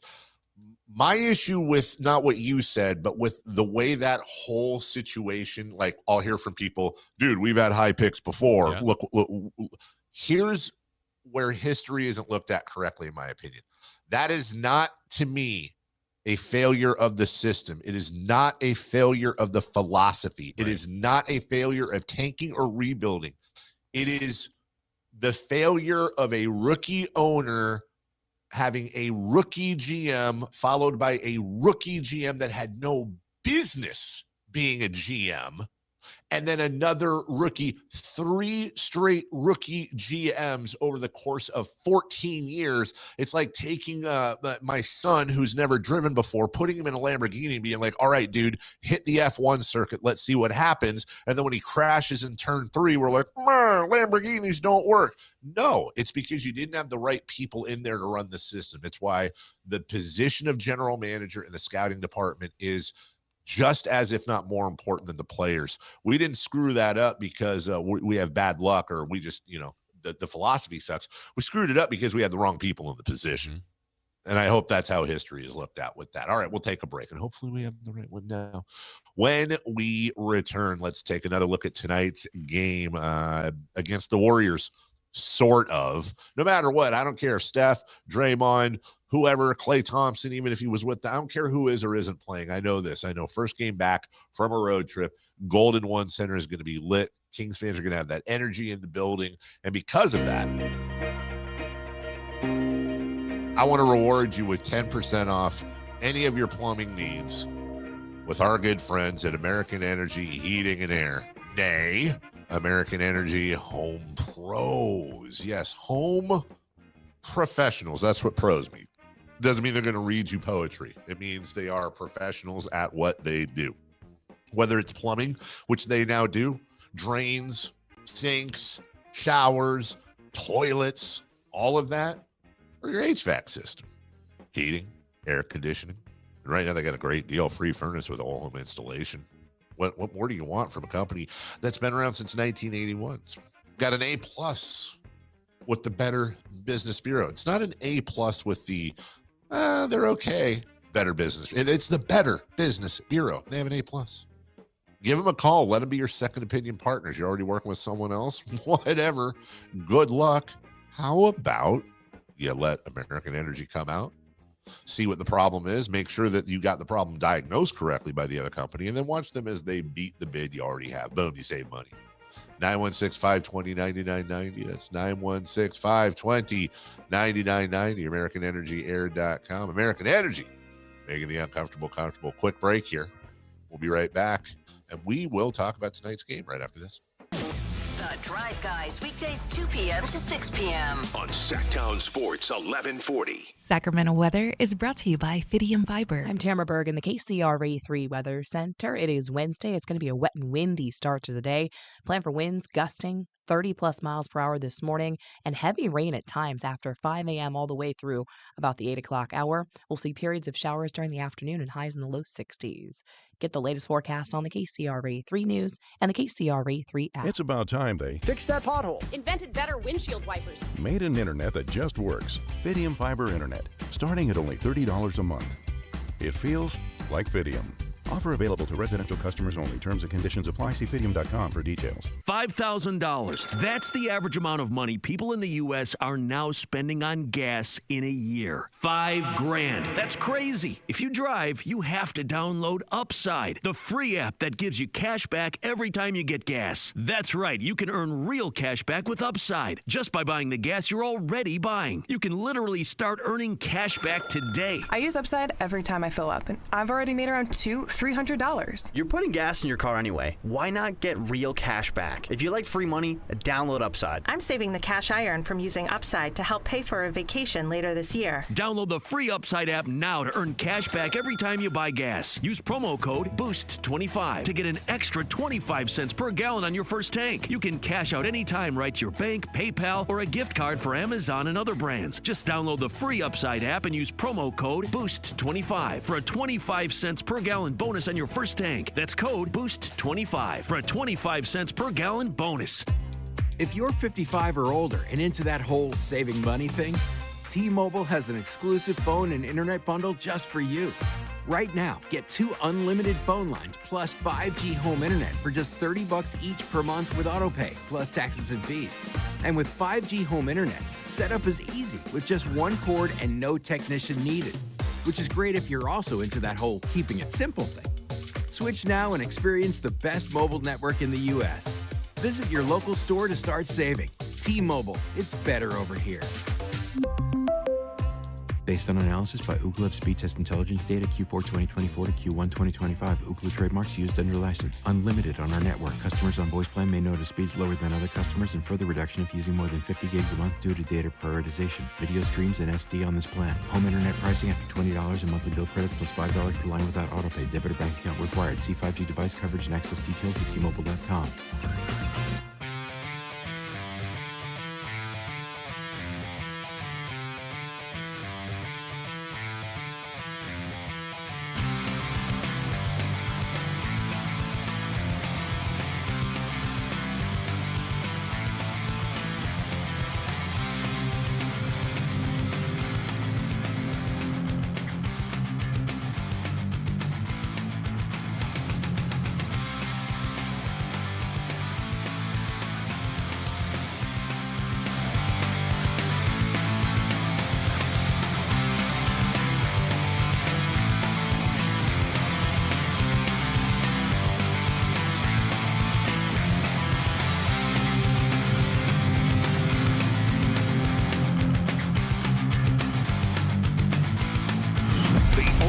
In the morning to get your sports fix. Live and local. The Carmichael Dave Show with Jason Ross.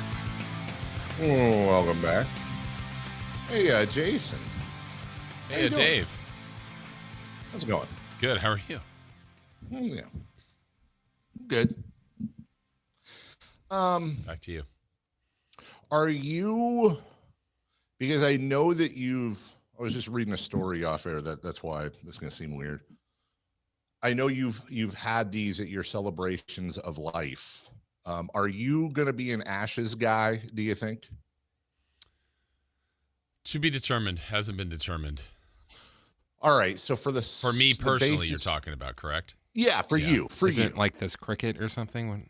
What are you? Huh? Are you talking about like is it Tournament of Ashes or something? Is that a cricket tournament? I think so. I think you're right, actually. No.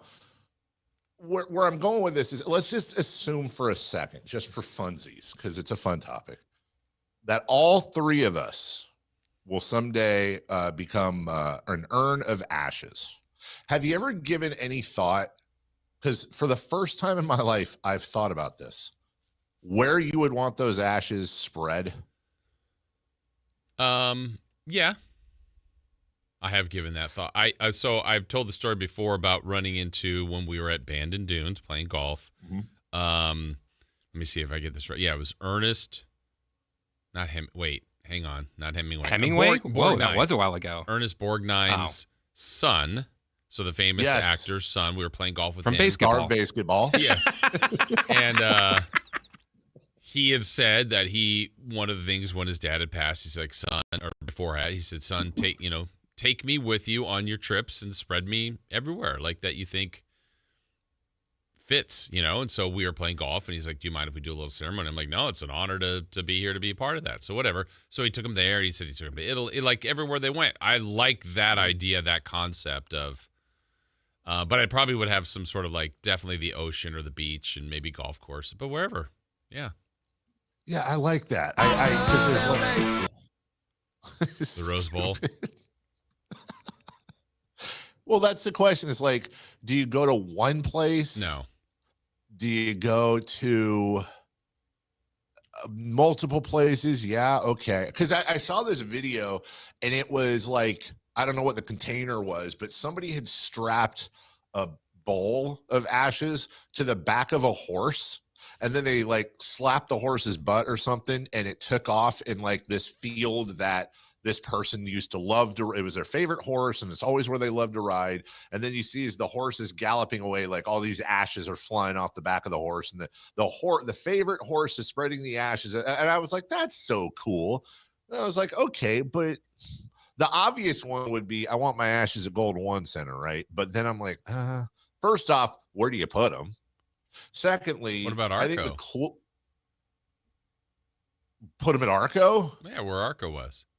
Well, isn't that like a hospital or something now? Yeah, but somewhere there. Like that's the significance. I mean, where are you putting him at Golden One? Outside. That's what somewhere. I'm saying. I'm not putting them in the. There's plenty of plant spots over there. Right, but that's. I mean, there's got to be a plant spot over by Arco. The problem is where's the next arena going to be? Ooh. Yeah, and I'm not putting them on the Piglet. Dwayne says the tee box in the 11th at Turkey Creek, home of my only hole-in-one. That's a great idea. You've got a couple of hole-in-threes. I do. I have 1 hole-in-1 and 2 holes-in-3. Hello. I think what would be cool is honestly, if I had my choice, I would have. Ooh, this is a good one. If I had my choice, this is going to gross you guys out. USC? No. No, here's what I'd do if I had my choice, right? I would, if I knew, I knew I was you do have old. a choice. No, I don't. Not here. No, not with this idea.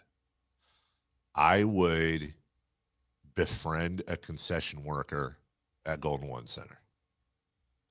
And I would say, look, I'm gonna be gone here soon. And here's the thing. I'm gonna have a relative come up to you at some point.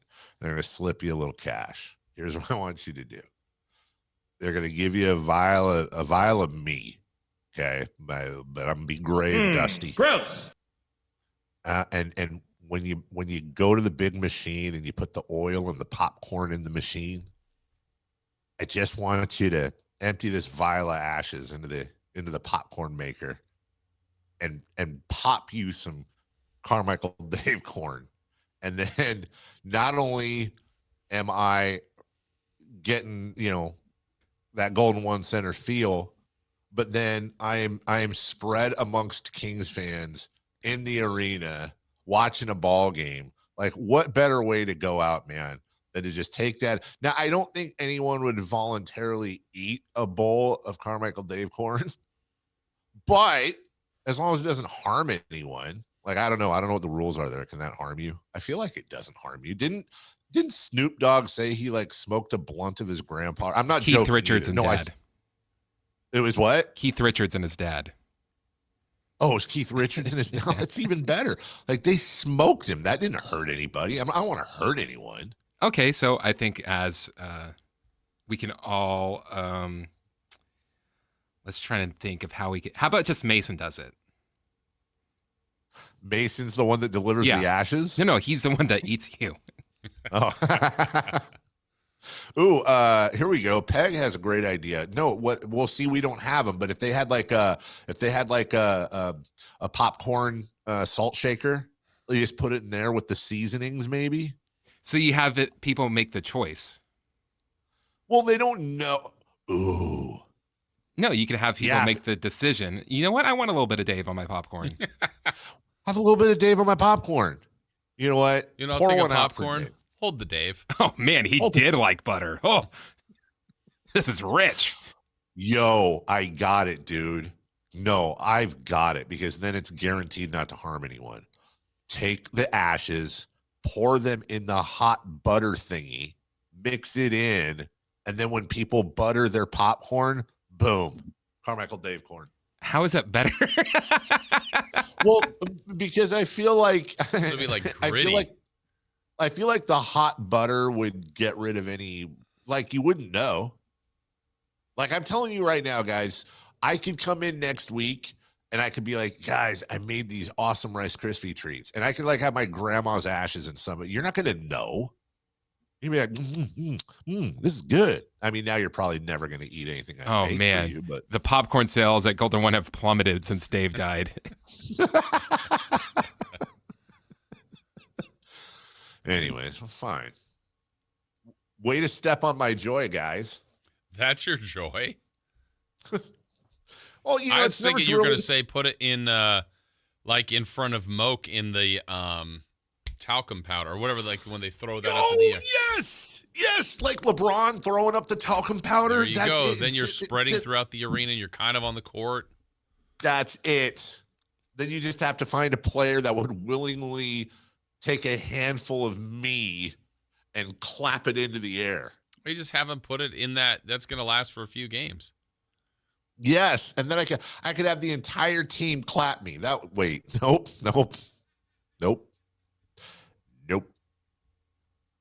No. I could have the entire team throw my ashes in the air.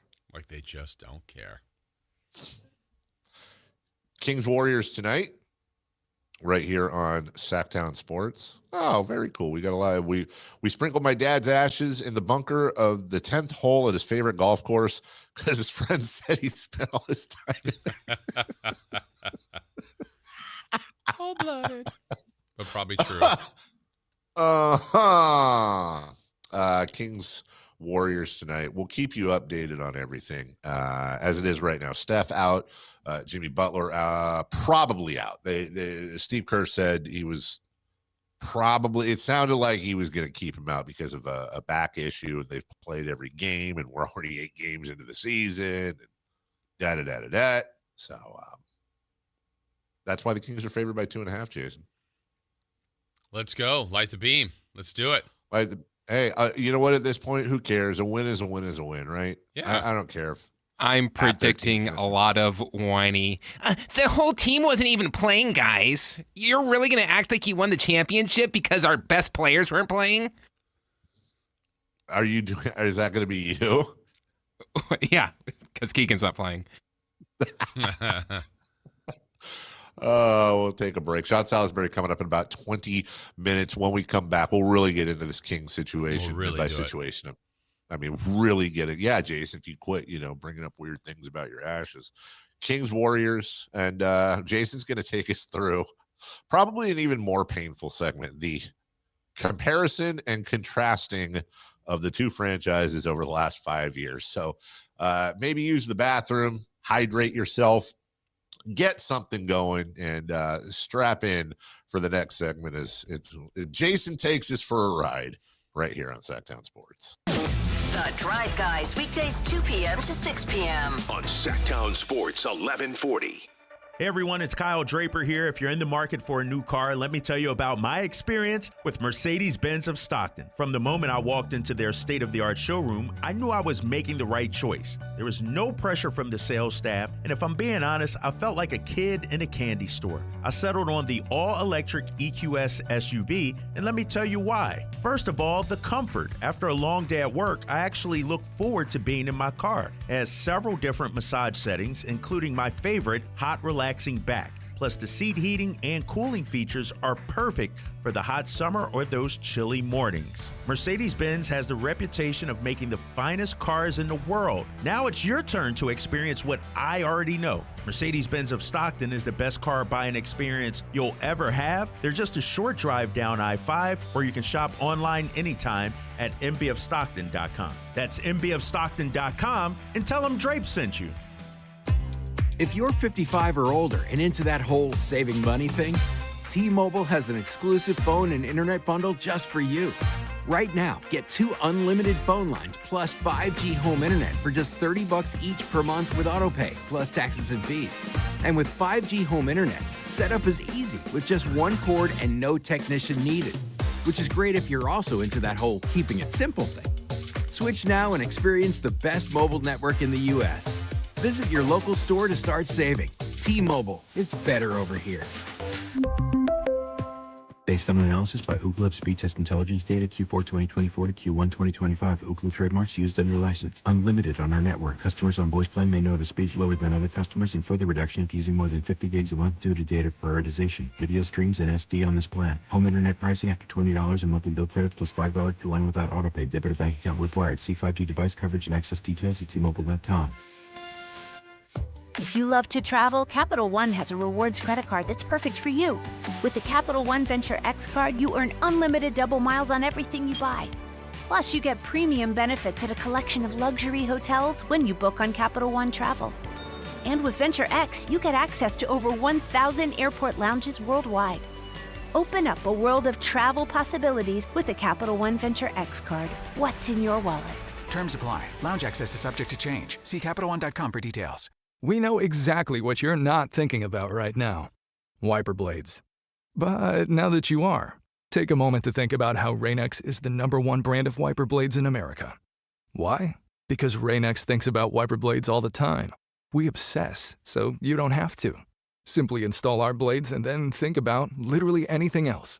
So choose Rain-X, America's #1 wiper blades, and then go back to not thinking about wiper blades. Rain-X. Outsmart the elements. With 25 award-winning years in Northern California, Ashton & Price is your local injury law firm. Pro attorney tip: if a firm presents as local but they're in LA, red flag. If your first consultation is not with a lawyer, big red flag. At Ashton & Price, your first consult is with a local attorney, and if serious injury prevents travel, a lawyer will come to you. Still not enough? George Washington's my uncle. At Ashton & Price, no red flags, just red, white, and blue. Remember, for the best advice, don't think twice. Call Ashton & Price. Golf to Go is brought to you by the Hagen Oaks Golf Super Shop. Here's Frank LaRosa. Amateur players will be pleased to know that the USGA doesn't object to a friendly bet with your weekend foursome. Friendly bets include soft drinks after the round, hot dogs at the turn, or even a $2 Nassau, one of the most widely used bets in golf. It takes its name from the Nassau County Country Club of Glen Cove, Long Island, one of the many clubs frequented by the well-to-do in the late 19th century. As the story goes, matches between these clubs were often reported in the local newspapers, sometimes to the embarrassment of wealthy industrialists coming out the loser. The Nassau captain J.B. Coles Tappan then devised a format where the worst possible result could not be reported as anything more than a 3-0 defeat. In a Nassau, 3 equal wagers are placed on the first 9, the second 9, and 18-hole total. A $2 Nassau is sometimes referred to as a 2-2-2 bet. Some play better with a bet to keep their attention. Others are nervous at the thought of losing. Whatever your choice, golf is a game. Have some fun. That's your Golf to Go. I'm Frank LaRosa.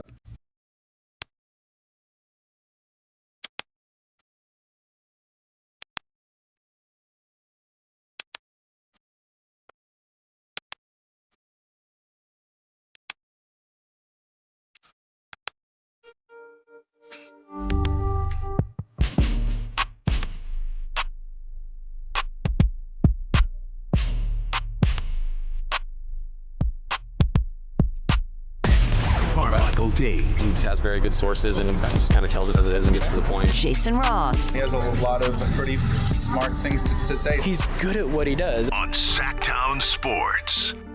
Welcome back.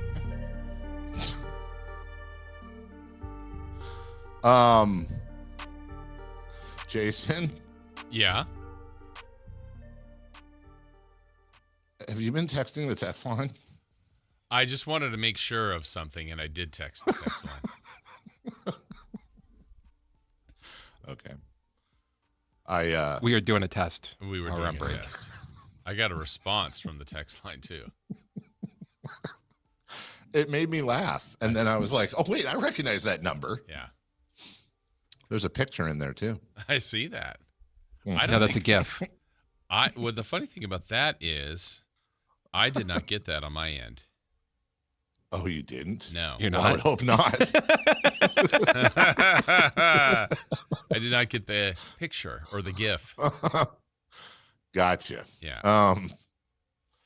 During the break, as we're going to talk about the Kings here, I was reading an article off the Chicago Bulls blog, Pippen Ain't Easy, which can we acknowledge A+. What A+ name for a blog. As the Chicago Bulls, well, they won a big matchup last night, you guys, with the 76ers. I believe they were down 24. And Josh Giddey, who is just having a year, 29, 15, and 12. And, you know, they got Giddey, from the Thunder, right? For what's his face? Alex Caruso, which was a trade that looks like it worked out for both teams. But the entire part of this article is basically how much better the Bulls are after trading Zach LaVine, and how it's not because he's a bad player, but what it's opened up for them, for other players who they got for Zach LaVine, and what the extra money has allowed them to do, and also what it's allowed guys like Josh Giddey to do, initiating the offense. And part of the article is also about how much of an impact positively Kevin Huerter has had on the Chicago Bulls as well. And I know that that's like a super tough thing for Kings fans to hear and listen to, but we've kind of been having the theme of the show, Jason, be lessons we can take. Right. I think the Kings can take some lessons from the Bulls, because I think the Kings really are kind of the Bulls of last year, the year before. Not the one where they were good for a while, but I think we're kind of in like the whole map where it says you are here. We're there. We're there. And We're we'll here. see where we're going. Yeah, we're here. Yeah. Now, to your point, a couple years ago, when we look at the Warriors and the Kings tonight, the Kings were not in a great place, and the Warriors were in a really, really good place. Yeah, if we go back like the last 5 years of these franchises, I think the one thing that the Warriors have done more than probably just about any team in the league is they've stayed consistent. I mean, they've had a change at the top in the sense of Bob Myers stopped doing it and Mike Dunleavy Jr. came in. But, I mean, it's been Steve Kerr, it's been Steph Curry, it's been Draymond Green. For the most part, it's been Klay Thompson until the last 2 years here. But, yeah, 2022, Dave, was the last of their championships. They won that title, and their core, you could say, was, Klay and Draymond and Steph and probably Wiggins. Yep, I agree. For that group. But if we go back to 22, for the Kings, they won 22 games. They had Luke Walton that turned into Alvin Gentry in that same year. Their core was probably Fox, Barnes, Bagley. They had Halliburton, who then they at that time turned into Sabonis. So with that, Sabonis is the only one from just 2022 in which even the beginning of 2022 was not here, but in the middle of 2022-23 season was. Or 21-22. I also think it's important because you laid that out beautifully. But when we talk about the core, I think it's also important to include Steve Kerr in that core. Yeah. And I know there's some Warrior fans out there that would highly disagree. There's a lot of times I laugh. There are a lot of people that are Warrior fans that do not have a lot of love for Steve Kerr. And I'm not trying to say, he's perfect, but it's having that consistency, that we talk about a lot, having stability, culture, and consistency. But Jason, that's not the whole answer. Stability and consistency only works when you have players that are worthy and coaches that are worthy of consistency and stability. And that's the other problem, is that the Kings, they haven't had any of that historically, for the most part. And so then if we go to the very next year, which is interesting, so 2023, so the year after the Warriors win the championship, they won 44 games. They did beat the Kings in 7. That was the Beam Team year. Then lost to the Lakers in round 2. Their core was still Curry, Klay, Draymond, Wiggins, and probably Jordan Poole could be thrown into that mix. Still Steve Kerr. Kings, by the way, that year now have hired Mike Brown. He's the head coach. They lost the Warriors, obviously, in 7. The core was Fox, Barnes, Sabonis. They drafted Keegan. They added Herter, and they added Monk. And that team really took off from the 22 wins the year before to 48. I think if we look back at, there's mistakes along the way, all the way for the Kings for the better part of 20 years. I think one thing, Dave, that's kind of a subtle one was that summer after winning 48, losing to the Warriors, which was such a fun year, there were no tweaks to the team. And I think that was a missed, they had a good thing. They didn't need to break it up. It's but what was, I think everybody felt like they could probably get a little better in the starting lineup, and they kind of just ran it back, and which wasn't a terrible philosophy, but I think that was the time to not stand pat and maybe go for it again. I think if you look back, Jason, at the biggest mistakes as we backseat drive, I think Mike Brown is here. I think Monty McNair is here. And I think the Sacramento Kings are in the top 6, 5, 4 of the Western Conference. I think if I could go back in time and change one thing, it would be that they reach into the pocket and they sign Pascal Siakam. Mm-hmm. I swear to God, I think that one decision alone really led into the downfall of the Kings. As they sat pat, they stood pat and refused to fill that spot they needed to fill so badly. Imagine that same core. Yeah. With Siakam. So I think you would have Siakam in place of Barnes, which I think that's okay. You would still have Fox, I believe. I think you'd have Sabonis here with Keegan developing, and then maybe Monk is your 2. Maybe you still have Monk off the bench, Herter still here, or maybe you move Hurt. I don't know. I think there's now you're dealing with the edges as opposed to Siakam was the big move to kind of the core, but kind of like the Warriors, they kept the core, but here comes Gary Payton II or Buddy Hield, just little things around the edges. David West back then, or Iguodala. It's just the main group. I think they could have kept, and with Siakam kind of being the big splash there. Well, there's still a little bit more you got there. I know we got a break real quick for Sean Salisbury, That's fine. We're gonna have plenty more on the Kings. And Warriors tonight. Remember, Kings right now favored by 2.5. Vegas thinking that the Warriors will be missing quite a few people tonight, including Steph Curry and a few others. So we will take a break. We'll monitor that as well. When we come back, let's switch it up to football before we get back to Kings. Sean Salisbury joins us for the inaugural edition. He doesn't even know this yet of Is It or Isn't It a Hallmark Movie? We'll get into all that right after this. On the move? Got somewhere to be? Take Sacramento Kings basketball with you. The Sactown Sports app will let you stay connected to your passion. Never miss a moment of Sacramento Kings basketball with the Sactown Sports app.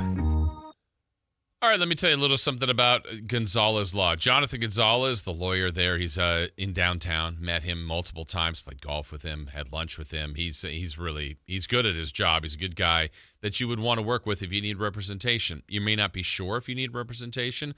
That's why I suggest you look up his site, saclegaldefense.com, or better yet, give them a call and see if they can help you. And they'd be willing to help you, that's for sure. But see if you're in that spot where you need that help. 916-304-9187, whether it's criminal defense, a car accident you're dealing with where you need some help, wrongful termination, sexual harassment case.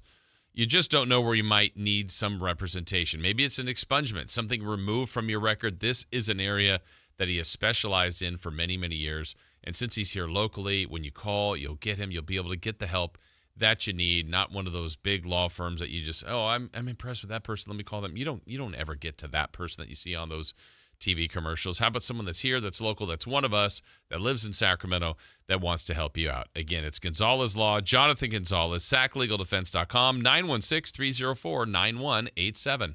This is the story of the one. As a safety manager at a manufacturing plant, he does everything he can to keep his coworkers safe. From finding ways to reduce risks to keeping safety supplies in stock. And for that, he relies on Grainger. Grainger offers a broad range of quality products and next-day delivery, so he can always play it safe. Call 1-800-GRAINGER, click Grainger.com, or just stop by. Grainger, for the ones who get it done. Need cash fast? Tap into the value of your home with a home equity line of credit from Valley Strong Credit Union. Whether it's for home improvements, debt consolidation, or that dream vacation, you can get your cash offer in minutes. That's right, just minutes to unlock the power of your home's equity with no hard credit pull to see how much cash you can get. No stress, no waiting. Just smart, local banking that puts you first. Grow your possibilities with Valley Strong Credit Union. Visit valleystrong.com to get started today. Guys, tired all the time, gaining weight, low drive? These aren't just signs of aging. They could be low testosterone or other underlying issues. Right now, Revive Men's Health Sacramento is making it easier to get answers with a comprehensive wellness panel. It's not just a lab test, it's where better performance begins. Our providers will check your testosterone, blood sugar, cholesterol, kidney, liver, thyroid, and heart health. A $400 value for just $99, or free if you start treatment. Over 120,000 men have trusted Revive to restore their energy, mood, and confidence. So if you're ready to feel better and live stronger, call 916-619-3000. That's 916-619-3000. Or visit ReviveMen'sHealth.com. Offer ends November 30th. Must medically qualify. Terms apply. Contact us for full offer details. Hey, KHDK HD1 Sacramento, KYMX HD3 Sacramento. From the Power Business Technology Toshiba Studios. This is Sactown Sports 1140.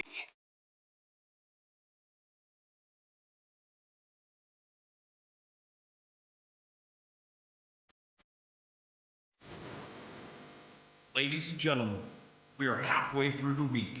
Your week! So right now, I need every single listener on their feet. Callers, texters, YouTubers. Make some noise for Sacramento's favorite sports morning show. Carmichael Dave, Jason Ross, and the man behind the glass, Chris Verlaw. All righty. Halfway through the week, kids. Yeah, I know most of you have, jobs you got to work today. But it's halfway through the morning show week. And really, that's what's important. There it is. There it is. Good belling, Jason. Thank you. We tracked down Sean yet? Still efforting at the moment. Efforting? Yeah. Efforting. Let me text him. Sean, stop watching the movie. Hey, bud, you good? I was going to share this with Sean. I'll share it with you while we're vamping. We got a lot of football to talk about with him, but if something happens, and we'll figure it out.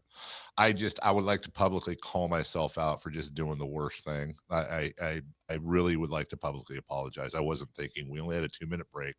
I had to go use the facilities, and there are 3 urinals, Jason. Mm-hmm. And I ran in there, and I wasn't even thinking.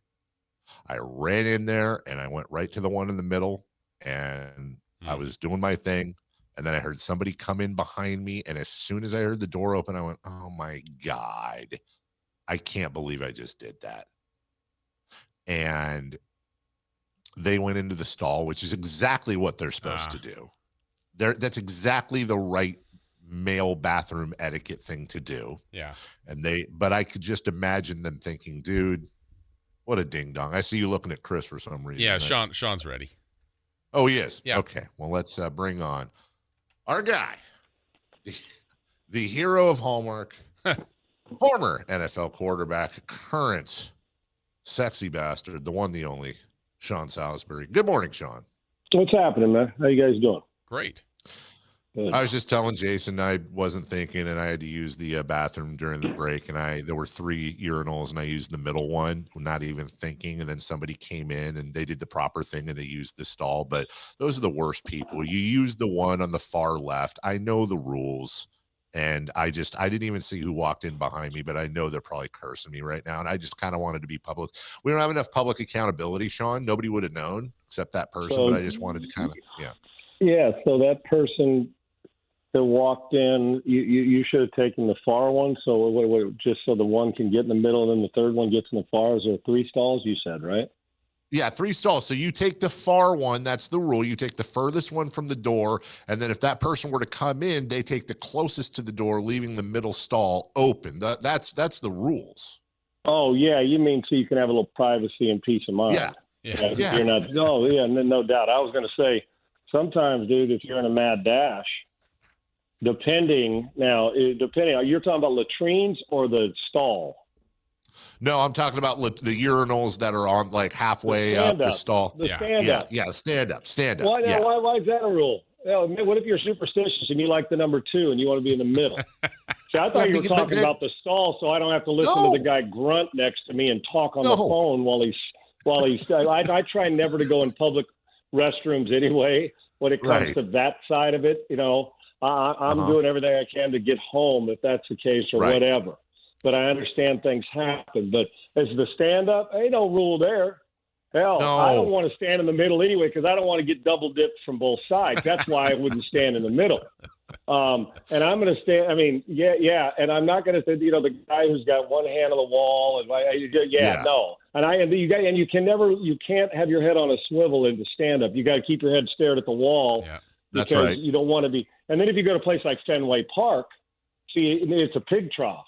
So you're shoulder to shoulder and hip to hip with the dude during the 7th inning stretch. So, yeah, I get the rule, but sometimes, see, I'd be the guy who normally takes the one furthest from the sit-down.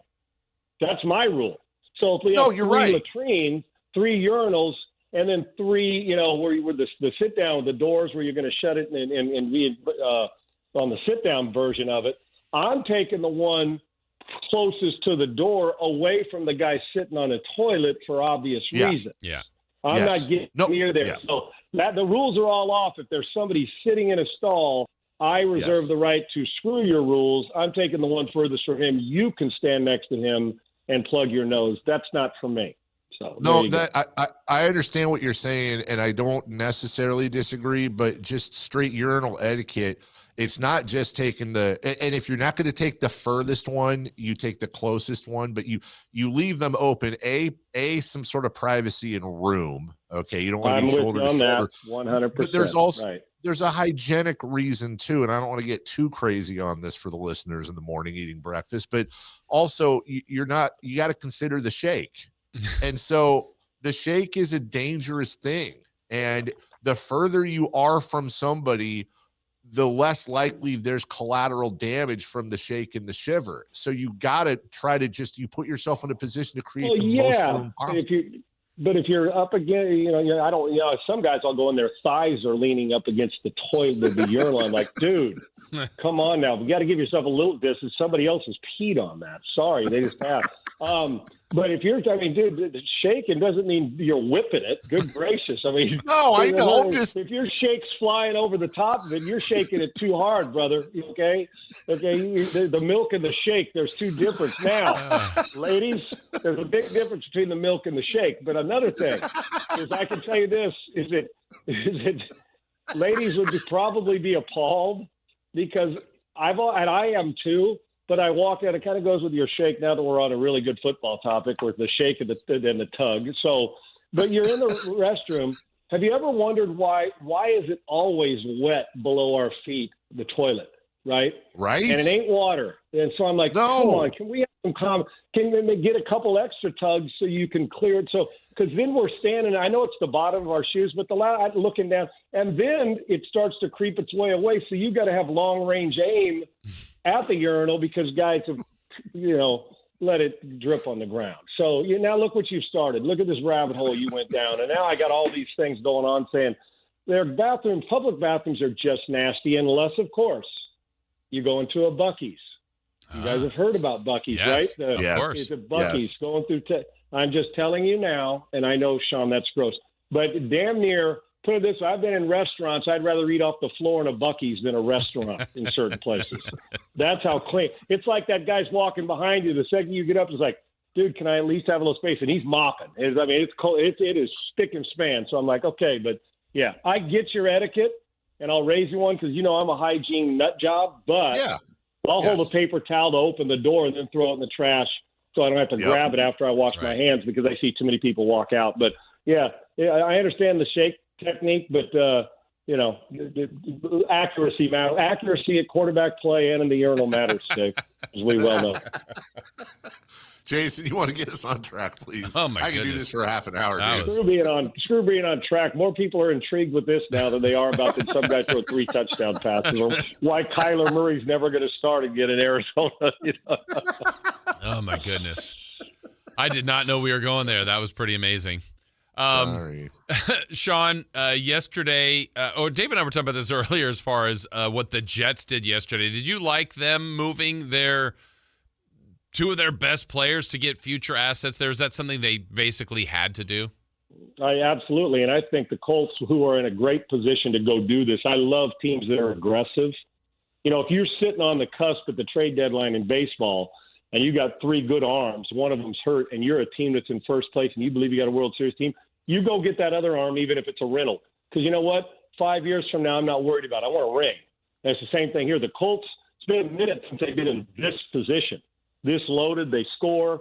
It doesn't matter who you trade for. When you turn it over 6 times and get sacked 5 times, you can get 14 Sauce Gardners and you're not going to win.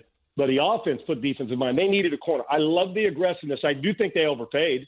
Go back since, 2000, and look at the guys in the positions you're overpaying for. I always believe closer to the quarterback has more impact, like Quinnen Williams, a first and a second. I get it. And I think Sauce Gardner's a great player. But I can still manipulate formations and the way I'm going about it to not have to even if he travels with the best receiver, to put my receiver in positions where if I got Puka or I got Jamar Chase, no matter how good Stingley or a guy like Sauce Gardner are, I'm winning. If my quarterback gets 2.75 seconds, 3 seconds, which is a long time to deliver the ball, it won't matter if Sauce Gardner's covering him or not. Jamar Chase and Puka are going to win that matchup regularly. It's just the way it is. Corners are at a disadvantage because all the rules are set up for offense. So I love both. I love what the Colts did to get him. I think they overpaid for a corner. I just do two firsts and a player. That's a lot. Quinnen Williams, a first and a second. I get that. But I loved what the Jets did because they're not any good. So go get assets. Go what the Oklahoma City Thunder did. Go get 30 guys you can leverage and move up, and look where they are now. The Rockets have done the same thing. Do the same thing in football. They're not going anywhere. They're not any good. So go accumulate draft picks. They had a hell of a day yesterday. Cowboys getting Quinnen Williams as a help, and I'm sure they wish they had Micah Parsons at the same time, and the Colts upgraded their defense. So some good moves that sometimes you have to overpay for. The Jets won it yesterday. You're not winning with those two cats, so get rid of the money and go get yourself a bunch of draft picks and assets, and I wouldn't be done this offseason either. So for a team that doesn't quite get it, a franchise, they got it yesterday and made some smart moves to get rid of that payroll since they're not winning and go get young assets, and we've seen that in other sports, and teams win with it. I could not agree with you more. We talked about this earlier, Sean, and right down to the Oklahoma City Thunder analogy. We talked about that. It's a perfect analogy. I thought the Jets got a king's ransom for that, plus the salary relief. And yep. I understand the Colts and what they were doing, as you explained. But since you're down there, let me ask you about the Cowboys. Now, no doubt about it, Quinnen Williams and Logan Wilson, let's not forget, they're a better team, but they're also 3-5-1. Maybe a play. Nobody's thinking the Cowboys are winning a title. So when you consider what they gave up and then also the salary that Jerry brought on, do you look at that move as smart as you would the Colts? I'm really on the fence about it. No, I am too, Dave. I've thought a lot about. No, I think the Colts, because it's a one-guy move. It was a need position, and quite frankly, they're better than the Cowboys. And the Cowboys more than likely aren't going to make the playoffs. The Colts are not only going to make the playoffs, they're battling for a 1 seed. And they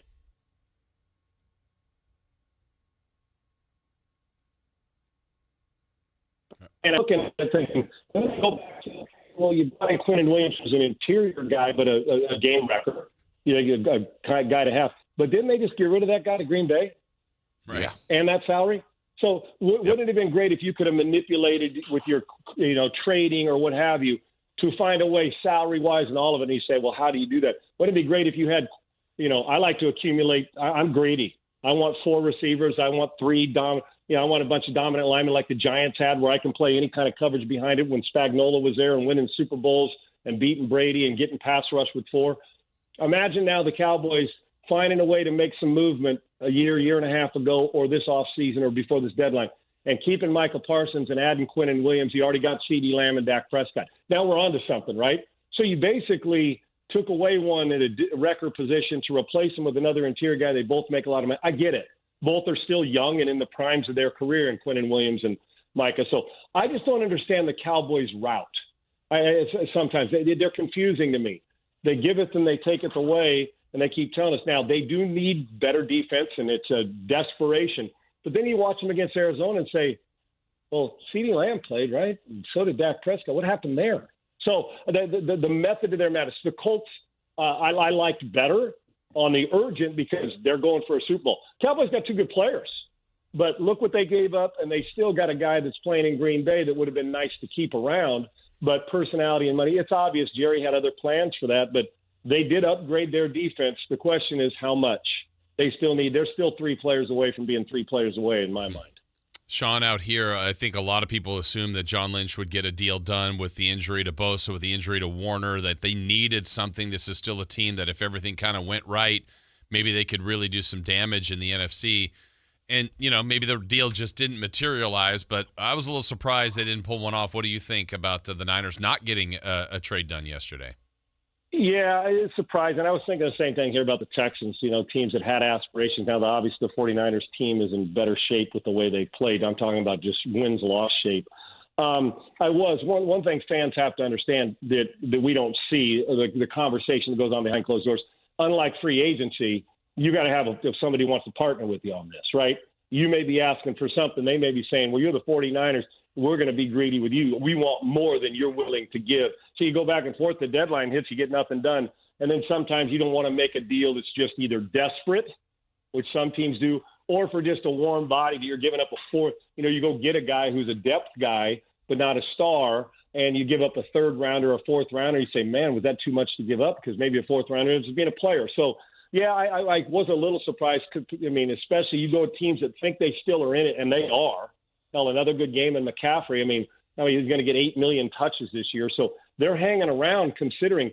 And I think maybe, guys, with that, don't you guys think also that maybe, and I don't want to say selfish, but you got a little, and maybe not overly comfortable, but to the point where we're winning. Our starting quarterback's not in here. We lost defense. We're surviving right now at I think 6-3, not having to give up a lot to go get some. Maybe we can just get in and stay in the fight in the playoffs this year without having to mortgage another high draft pick or what have you. And then when we get healthy, we'll be right.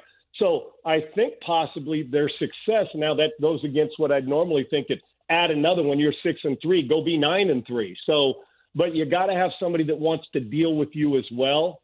And it was obvious, even if they tried, that it wasn't a deal or compensation worthy of somebody else giving up what they wanted. And it's hard to find guys. But at least one thing I know about the NFL, we're at least more active at the trade deadline than we used to be. While the NBA and baseball still do it more, it's kind of nice to actually, with the trade deadline, where there's not just one move or no moves, we're like, oh, that was boring. So I was surprised at the 49ers, but that just also goes to tell you that they actually trust some of their depth right now. And Kyle Shanahan's done a hell of a job considering all the injuries. That's for damn sure. Sean Salisbury with us. And Sean, I don't want to be boring here, but once again, couldn't agree with you more. I think Kyle Shanahan should be right now the coach of the year. I think he's done the best job he's ever done. And John Lynch can't come out and say, guys, look, we're probably not going to win the Super Bowl this year. We're way too injured. Please buy tickets this Sunday. Like, he's not going to do that. And I agree with you. It's one of those, sink or swim, guys. We're not mortgaging the future. Let's see what we can do. So my question for you, and this is where it's like, this is the cherry on the sundae of being able to have you come on. Not only can you talk urinals and football, but you've also been in locker rooms, and that is something a lot of analysts can't answer. Here's my question. You're a team like the 49ers, and you have the opportunity to go get people, and then there's that big, shot in the arm type of thing. Does it hurt them psychologically that there's no cavalry on the way, or does it help them psychologically because the front office said, guys, we believe in you. We don't need any help. Let's go kick ass. How does that go over? That's a great point, because it's almost the same as like when you're it's 4th and 1 at the 1 or 1.5, and there's still 5 minutes to go, and you're up 3, and a field goal make you go up 6, and the players are sitting there, and the coach says, you know what? I trust our defense even if we don't score. They'll get a stop, and I believe you guys are going to push it. Let's go for it on 4th and 1, 4th and 2. It's very similar here. So it is, and it's depending on where you sit. Now, think about this.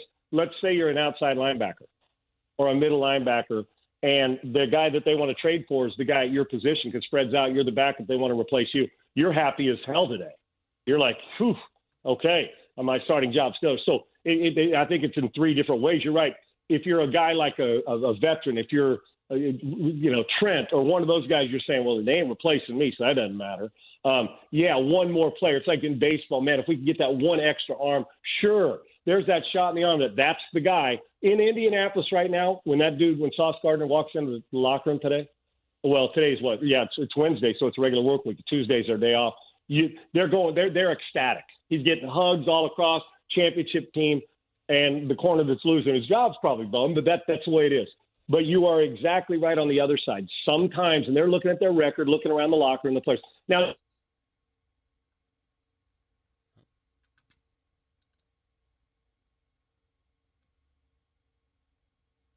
I think we lost him. A roster is a sum of the whole. You say to yourself, you know what? They do believe in us. We're 6-3. We can grind through this. So there's a message in both, and I think both work. It's just you got to be able to compartmentalize individually, especially if it's your position. So if you're the 49ers, you are saying today, they believe in us. We'll get healthy at some point in the next year, but we can still go do this thing. We're good enough with our guys in the locker room. That's the message you try to send, because you don't want to apologize, and you sure as heck don't want to make it seem like you were desperate, and you don't want the guys in the locker room to think, well, we're done because we didn't pull off a trade. So it can go both ways. The Colts are ecstatic, and I'm sure 49ers players are saying it would have been nice, but they believe in us. Let's go take care of our business.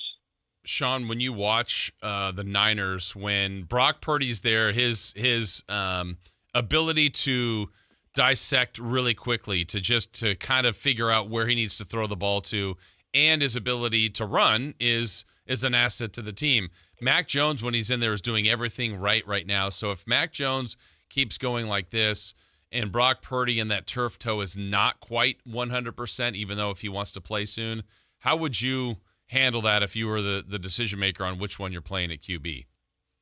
I am not making a decision based on money. I'm not. Now, easier said than done for me from this vantage point. And I don't think you're at the risk, and I can't, guys, this is the hardest thing to do. I can't in life for anybody.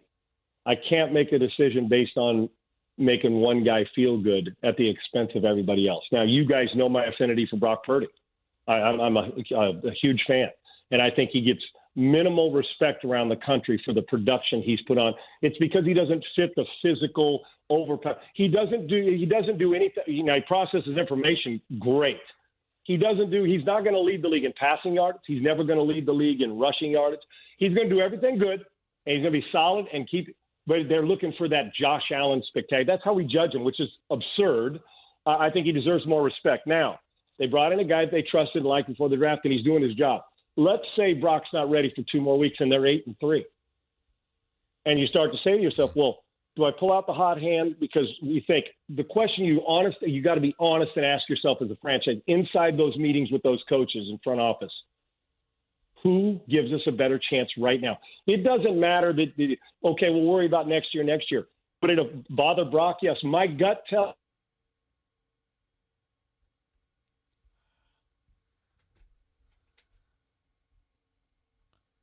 Jones is going back to the bench. I look at it, well, I say, well, hot hand, man, let me play it till he plays his way out of it or plays his way into it, and we'll deal in the offseason. Brock Purdy, that happened for him. It happened for him. Yet Mac Jones is probably playing better than the guys who looking at the numbers, better than, the ball's not hitting the ground very much. He's playing good. So my gut tells me they're going to go with their guy, and that Mac Jones, who's been a backup on a couple places and a starter, can handle that as well, knowing his role, but knowing he's also posted enough score that the respect around the league is going to say, ooh, maybe we'll trade for him, or the 49ers want to keep. It's a good problem to have. But my guess is you're going to bring Brock in, and if Brock plays his way out of it, and he plays bad 2 games in a row, then you're afforded the opportunity to say, we gave him the opportunity, we're putting Mac back in. Something's not right here. So that's what I think is going to happen. But you're going to be faced with it if Mac keeps playing like this and they win 2 or 3 more in a row, or depending, I don't know what the word is around there, the guys, if Brock is actually playing or not. I know that he's getting better and can be in an emergency role, but you don't have to rush him. It doesn't have to be a 90%. You can wait till he's close to 100% since the quarterback's playing well enough to keep winning for you and do it pretty damn well. So my gut, though, is when he's 100%, he will start, and Mac will go back to the backup. But here's the problem with that. Throw 2 interceptions in the first half of a game, and you know what fan base is going to be doing, right? We all do, in the national media. So Brock will have to be ready to go and play great football, but I think he'll be the starter when he comes back, although if they don't, I'll understand why, because you can lose your job, or at least temporarily, to a guy who's playing well and doing his job. It's a good problem to have if you're the 49ers, but one you're going to have to make. All right, we only have a minute, but I want to introduce a new segment that everybody knows is coming except Sean Salisbury. So we're gonna do a warm up, and then Sean, I want you to look forward to this next week and the week after as we lead up to the holidays. It's the debut. We don't have a sponsor yet. It's the debut of our brand new game called Sean Salisbury Tells Us If It's a Real or Fake Hallmark Movie. We're going with Hallmark or Hall Not. Yeah, great point. This is very simple. Okay. We have written up a list of actual Hallmark movies, some of which you may have seen, Sean, and then a list of movies that are not Hallmark movies. And we just simply, it's just for fun, want you to guess as to whether or not it's an actual Hallmark movie. Make sense? Yeah, absolute sense. I thought you were going to have me have to sing like one verse of my favorite Christmas song. So this is easy. Yeah, I'm good. We're gonna keep score back home. We'll keep a running tally. So we'll just get through a couple here just to kind of test the waters. Well, we have some music and everything. Okay. All right. First one, Frosty the Snow Hoe. Now, are you talking about, is this one, well, first of all, the answer is no, but is this a movie, like a movie you can find on a B-lister, or what I'd find on Hallmark or one of those? You got to tell me the difference now. No, it simply was this a Hallmark movie commissioned by Hallmark and shown on Hallmark, or Frosty was it not? Snow Hoe? You're 100% correct. You're 100% I'm going to say correct. absolutely not. Okay. That is correct. That is All correct. right. We wanted to start with hopefully an easy one. So blatant. Although it was so blatant, I thought, well, maybe it is true. The Snow Hoe. If it was, I ain't seen it, but I'd like to. All right. Number 2. Holiday in Handcuffs. That's a yes. That is correct. That is a Hallmark movie. Congratulations. All right, we'll go with another one here. Love Hard.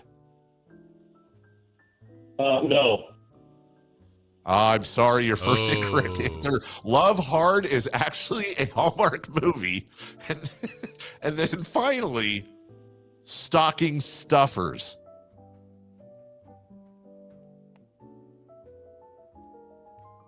Just Love Hard. Yeah, Love Hard. Really stepped their game. Okay, well, I'm 2-1, so my bad. Love Hard. All right.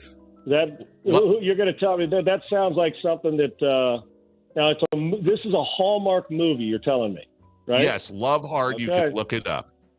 Okay, and I probably will, and I'll probably tape it. Yeah. So there you go. And finally, I think we broke up there for a second. Finally, to go 3-1 or 2-2. Stocking Stuffers. Stocking Stuffers is and spelled just like it sounds, correct? Stocking Stuffers. Yes. I'm going to say I have not seen it, so I'm taking a flyer on this one to get me to Stocking Stuffers. It sounds too obvious. I'm going to say no. That is absolutely correct, Sean. 3-1 in the first go-around. Well, we have quite the list on both sides. I hope you enjoyed that as much as our studio audience. Thank you all for coming to the first edition of Is It or Isn't It, a Hallmark movie with your host, Sean Salisbury. We appreciate it, and we'll continue this next week. No problem. Hey, I'm just doing Frosty the Snow Hoe. Oh, sorry about that. Yeah. Can't wait till next week, guys. 3-1. There you go. You got it, brother. Have a good show. All right. You too. That's Sean Salisbury. We're way late for a break. You start with urinals, you end up with Frosty. We'll take a break. When we come back, oh my goodness, this show is just flying by. How about some 4-down territory MVPs of your Niners and Raiders, some Colts questions, and the first playoff poll is out. Hello. We'll talk about that right after this. You never know what you might hear when listening to a Sacramento Kings game. Out of Keegan, going for another triple. Man, is he feeling it. Keegan, can he do it? Yes, there's number 11, Keegan Murray. Keegan steps back. He just knocked down his 12th three-pointer, a Kings franchise record. He's got 45 points. Never miss a moment of Sacramento Kings basketball with Sactown Sports and the Sactown Sports app. Coverage varies by plan. View contracts and exclusions at endurancewarranty.com. This is an announcement to all United States vehicle owners who own a 2003 or newer vehicle with a manufacturer's warranty about to expire or no warranty coverage at all. With a struggling economy and the cost of living on the rise, Endurance is now offering an affordable, low-cost vehicle coverage plan to the general public. As of today, you could be one of millions of drivers that now may qualify to have your vehicle protected under this coverage and have all future covered auto repairs paid directly to the repair shop for you. You pick your plan. You pick your deductible. You even pick the repair shop. Roadside service, towing, and rental coverage is included. Get your vehicle protected now and save your wallet from costly vehicle repairs. A toll-free number has been established for you to call for your free 5-minute quote and to see if you qualify. The number to call is 800-292-0975. 800-292-0975. Again, that's 800-292-0975.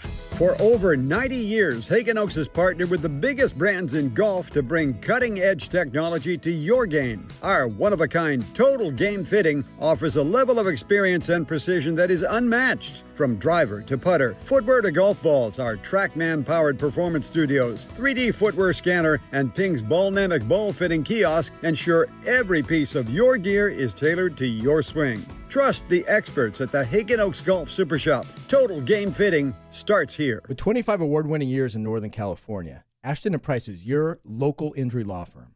Pro attorney tip: if a firm presents as local but they're in LA, red flag. If your first consultation is not with a lawyer, big red flag. At Ashton & Price, your first consult is with a local attorney, and if serious injury prevents travel, a lawyer will come to you. Still not enough? George Washington's my uncle. At Ashton & Price, no red flags, just red, white, and blue. Remember, for the best advice, don't think twice. Call Ashton & Price. More fiber and laxatives, eh?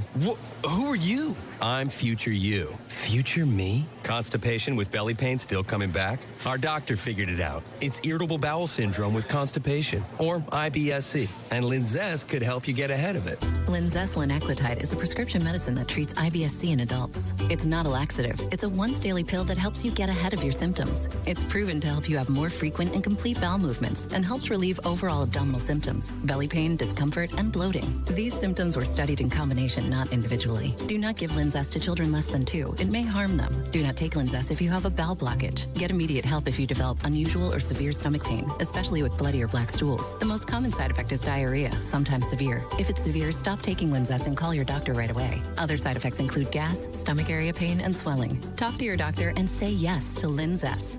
Learn more at linzess.com or call 1-800-LINZESS.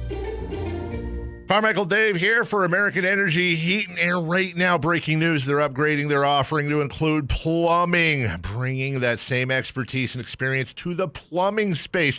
They're no longer just heat and air. They're now your American Energy Home Pros. You hear me talk about them as your second opinion partner. Now you can still get second opinions on any HVAC service or replacement, and now you can get a second opinion on any of your plumbing services. They'll come out to your house for free, and they'll give you a second opinion and almost certainly save you money. Oh, but wait, there's more. With winter coming up, how about a free furnace special? With full system installation, you're getting a free furnace, not a discounted furnace, a free furnace, and up to $4,000 in rebates while that funding lasts. So get there right now, 916-520-9990. That's 916-520-9990 or AmericanEnergyAir.com. American Energy, making the uncomfortable comfortable.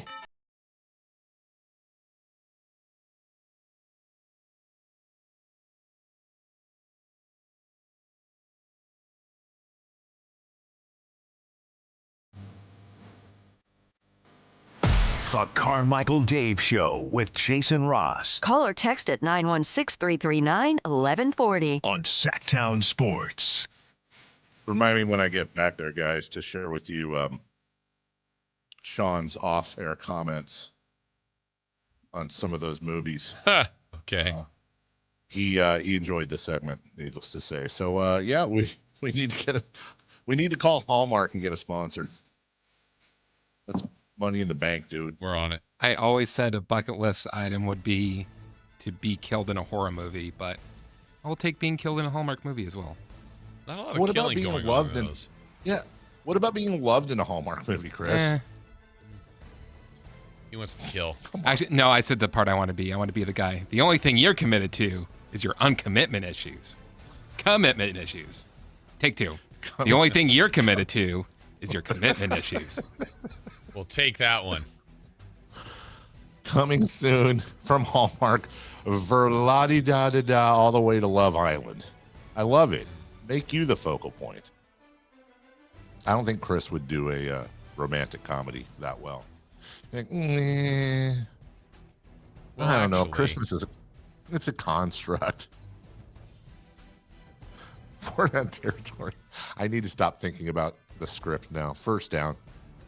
Who is the 49ers MVP at the halfway point of the season? Jason, I'll give you a real answer if you want, but am I allowed to say Kyle Shanahan? If that's your real answer, sure. I mean, look, I know I think there's a pretty easy player answer, and it's not wrong. I'm in love with. I've had criticisms of Kyle in the past, and look, we're still not in a Super Bowl calling plays in the fourth quarter, but I'm just so damn impressed with the job he's done. Obviously, Robert Saleh coming back. When I say Kyle Shanahan, I mean Kyle Shanahan and the coaching staff. I'm just so impressed with their depth, and more than that, their ability to keep them mentally and psychologically together with all these insane injuries going on. That I think that's been the players play, but you got to put that roster together, and you got to keep that roster going, and you got to bring in who you bring in all the right spots. And I just think they've done about as well as you can. I'll let you, I assume you're going to go with a player, and I think there's an obvious one, but I'm going to cheat a little bit and say Kyle Shanahan and his coaching staff. Well, it's interesting. I don't know if mine's obvious or not. I mean, I think the best production has been from Christian McCaffrey, but I'm not going to give it to him for this case, because everything he's done, and this is unfair to him, I expect. And doesn't mean if you have the expectations that you can't be the team MVP. He has done a lot of the heavy lifting. He's been amazing. There's nothing to even be critical of him. I just think, Dave, this season, kind of going off your Kyle Shanahan thought, a lot of times if teams lose their starting quarterback, they're buried. And I think Mac Jones has done an amazing job of, one, keeping the train running. Two, he's actually been good. Like, he's helped them win some of these games. And, you know, as a third one, I'd probably go Mac Jones, Christian McCaffrey. He wouldn't win it, but Pinheiro has also really saved them. He's, I think, third in the league and made field goals. That was a sore spot of a position where you have Moody that's everybody's down on. Pinheiro's come in and been amazing. So, but yeah, I think I would go Mac Jones. All right, second down. Who is the Raiders MVP at the halfway point of the season?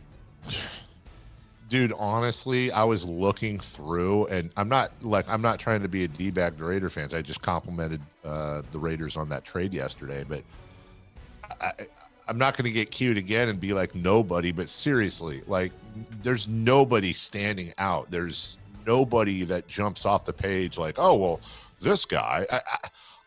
I'm just going to give it to Max Crosby. He's got 5 sacks, and he's Max Crosby, so I'll give it to him. I know there's probably a couple other thoughts, but they're just nobody. They're not good. Yeah, just as I didn't want to. I expect that from Max Crosby, and I didn't give enough love to CMC, but this is more of an indictment on the rest of the Raiders. It's Crosby. I don't know who else it would be. Geno Smith, I thought would be it. I thought he would be great for them.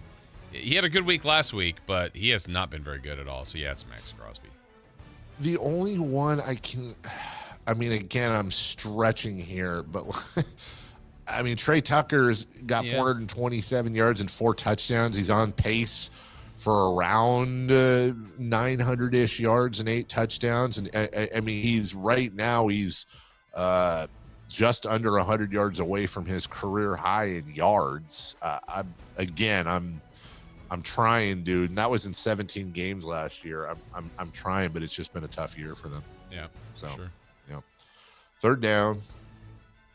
Do you think the Colts did the right thing in the trade for Sauce Gardner? I think they better win if it's less than the AFC Championship. I don't know. I mean, look, they got a really good piece. They got one of the best secondary guys in the whole league, and he's young, but he's also making a lot of money. I think maybe one thing they've got going for them is, they're not paying Daniel Jones, Aaron Rodgers money per se, so they got a little bit of room. But I just 2 first-round picks, man. That's Micah Parsons. That, and obviously they got another player in there too in the Parsons deal, but that's a lot, man. So I guess my answer, Jason, is yes, asterisk. Yeah. This better not be a fluky first half for them. They got to do something because that's a lot to give up. Yeah, I feel like it's a to be determined. Right now, it's a stance to the organization, to the players, to like, hey, we think we're good. We believe in our 7-2, and we're going to back it up by adding a really good player. So let's go and take this as far as we can. I like that philosophy and that mentality. I just don't know if I believe in them as much as they believe in them, which is, more important that they do. But we'll see. They've got 2 more matchups with the Jags and the Texans, so they could kind of do this on their own and just wipe out their division and easily get in. I just don't know at the end if they're better than if they're in a matchup with the Chiefs or the Bills or the Broncos later or Ravens if they get in. I could see the Colts season coming up short, but it doesn't mean they have to take one turn at this. Now they can have Gardner going forward. So a little risky, but we'll see how it plays out. I take back what I said. By the way, I was just looking it up because I wasn't sure. Never mind. Daniel Jones is on a 1-year, $14 million contract. That's great this year, but somebody getting paid next year. So voof. 4th down. The first college football playoff poll was released yesterday. Which matchup intrigues you the most? Well, what is it right now? Is it Ohio State, Alabama? Well, no, that would be the next round. So that's right. The opening round is what Memphis, and I'm going to be honest with you, I don't love any of them in the first round. And it'll change, but it's Memphis, Georgia, Oregon, Texas Tech, Virginia, Ole Miss, Notre Dame, BYU. It just that to me doesn't have a lot of sizzle today. Now it could change and likely will. But when I saw the first, with the teams having the bye, Alabama, Ohio State, Texas A&M, Indiana, I don't know. It doesn't feel, not that it has to be all the teams we're always used to. It just doesn't seem to have the pop right now to me. Okay, as we go to break, I'll tell you something weird with me in college football. If I'm in this situation and I'm like you, like I don't have any dogs in this fight. There's no matchup that actually makes me salivate here in that first round. So when that happens, when I have absolutely no way of rooting for a team, one of the tiebreakers for me is always what team odds are has to study more. It really is. Like if there's an Army or a Stanford or a number of these schools where like they actually make the players study and they're truly student athletes for the most part, I'll tend to side with them. So Notre Dame BYU would have to be it because Notre Dame's got these guys doing all of that. And then BYU, like they have legit like, hey, if you're not doing X, Y, and Z, you are not playing. So I always get a little bit more respect for that as opposed to a Florida State or a Georgia where they're like, we don't care. Get a tutor and forge your crap, and we just don't care. So like I'm going to go Notre Dame. Matchup. Right, exactly. Give me Notre Dame BYU. By default. We'll take a break here when we come back as we are cruising towards the final hour of today's show. We got what's hot, what's not. And guys, we got a game tonight. We got to put a little 3 in the key in there. And then Katie Christensen joins us at the top of the hour to analyze the road trip and what's coming up tonight. We'll do all that right after this. The San Francisco 49ers play on Sactown Sports 1140. Touchdown 49ers! Every game on your #1 sports station. Don't miss the action on your local sports leader. Sactown Sports 1140. At Power Business Technology, we're not another big box corporation. We're your neighbors, locally owned and operated. We know what businesses like yours need, from reliable printers to high-performance copiers. We'll help you find the right solution with personal service you just can't get online. Need setup or support? We're just down the road and always happy to help. Power Business Technology, family hometown service with big-time solutions. Contact us today for all your business printing needs at 844-POWER-BZ. That's 844-769-3729 or visit us at powercopiers.com. At Valley Strong Credit Union, we know that local businesses are the backbone of the Central Valley, investing in our neighborhoods, boosting the economy, making the Valley stronger. But when it comes to their finances, where can they turn? A big bank that just sees another number? That's not good enough. Valley businesses deserve Valley support for payroll, credit, cash flow, and everything in between. Valley Business is Valley Strong. Learn how our cash management services can support your business at valleystrong.com. Finding great candidates to hire can be like, well, trying to find a needle in a haystack, but not with ZipRecruiter. Its powerful technology actively finds and invites qualified candidates to apply to your job. So while other companies might deliver a lot of hay, ZipRecruiter finds you the needle in the haystack. See why 4 out of 5 employers who post a job on ZipRecruiter get a quality candidate within the first day. Try ZipRecruiter for free at ZipRecruiter.com/free. That's ZipRecruiter.com/free. Wesley Financial Group is not a law firm, and Chuck McDowell definitely not an attorney. This is Chuck. If someone talked you into buying something really silly and you want to get out of that silly little thing, my advice, get the facts. Call me and I'll send you our timeshare exit kit absolutely free. Inside, you'll learn how timeshare works and all your options for cancellation. Call Wesley now for your free exit info kit. 800-838-6767. That's 800-838-6767. If you're 55 or older and into that whole saving money thing, T-Mobile has an exclusive phone and internet bundle just for you. Right now, get 2 unlimited phone lines plus 5G home internet for just $30 each per month with autopay, plus taxes and fees. And with 5G home internet, setup is easy with just 1 cord and no technician needed, which is great if you're also into that whole keeping it simple thing. Switch now and experience the best mobile network in the U.S. Visit your local store to start saving. T-Mobile, it's better over here. Based on analysis by Ookla Speed Test Intelligence data Q4 2024 to Q1 2025, Ookla trademarks used under license. Unlimited on our network. Customers on voice plan may notice speeds lower than other customers and further reduction if using more than 50 gigs a month due to data prioritization. Video streams and SD on this plan. Home internet pricing after $20 in monthly bill credit plus $5 per line without autopay. Debit or bank account required. See 5G device coverage and access details at T-Mobile.com. Around here, Maverick is more than a name. It's who we are. My dad climbed power poles for a living, and he taught me to keep homes running when it gets cold. This November, donate 5 canned foods to our holiday food drive and choose a furnace tune-up or an electrical safety check. We'll collect your cans at the appointment and keep your heat comfy and your lights steady. So the only thing whistling is the kettle, not your ductwork. Visit callamaverick.com. Limited November appointments. Some restrictions may apply. The Sactown Sports 49ers Report is brought to you by Kia of Vacaville, located beside the Vacaville outlets. 49ers get a win in New York, 34-24. Christian McCaffrey had another big game, 106 yards rushing. Mac Jones also a big game. He threw for 235 yards and a couple of touchdowns in the victory. San Francisco with the win improves to 6-3. Upcoming, it's a huge game for the Niners on Sunday. They take on first place LA. Catch the game right here on Sactown Sports 1140 beginning at noon on Sunday. Football season is here at Kia of Vacaville. You can score big in a new 2025 Kia Niro LX with up to 53 MPG combined at Kia of Vacaville. Perfect for road trips, tailgates, and cruising to Levi Stadium in style and comfort. But don't wait. Inventory is limited at Kia of Vacaville, and these deals won't last long. Visit KiaVacaville.com or stop by right next to the Vacaville outlets for friendly service, easy shopping, and unbeatable value. All in one stop. Kia of Vacaville, where the adventure begins. What's hot, what's not? Brought to you by American Energy Home Pros, making the uncomfortable comfortable. Head to AmericanEnergy.com to find out more. What's hot? Yeah, hot. Real hot. And what's not? It's not good. Brought to you by American Energy Heating and Air, Sacramento's complete heating and cooling company, and second opinion partner. Who is hot? The Philadelphia 76ers in the first half.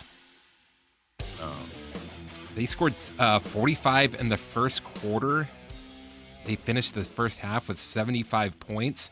Had a 19-point lead over the Bulls to start the first half. So they must have stayed hot. Yeah, they won. Right? What? Not so fast. Well, who's not? Philadelphia 76ers in the second half. Take 2. How's that? Well, they scored 75 points in the first half, but in the second, They only scored 36, and they lost 113-111. Sixers are the first team in NBA history to have 45 points or more in one quarter, 75 points or more at halftime, but score under 40 in the second half and lose the game. Oh, woof. Woof. Woof. Woof. That's not great. That's why they're not. Are the Chicago... What? That's why they're not hot. Are the Bulls for real? No, I'm asking. Do you think the Bulls are for real? No. They're 6-1. They're 5-0 at home. And let's take a look here real quick. I mean, that's a good win against the Sixers team that started the year hot. Their only loss was in New York by 12. They beat the Knicks the game before that. They beat the mighty Kings. The Hawks. They won in Orlando.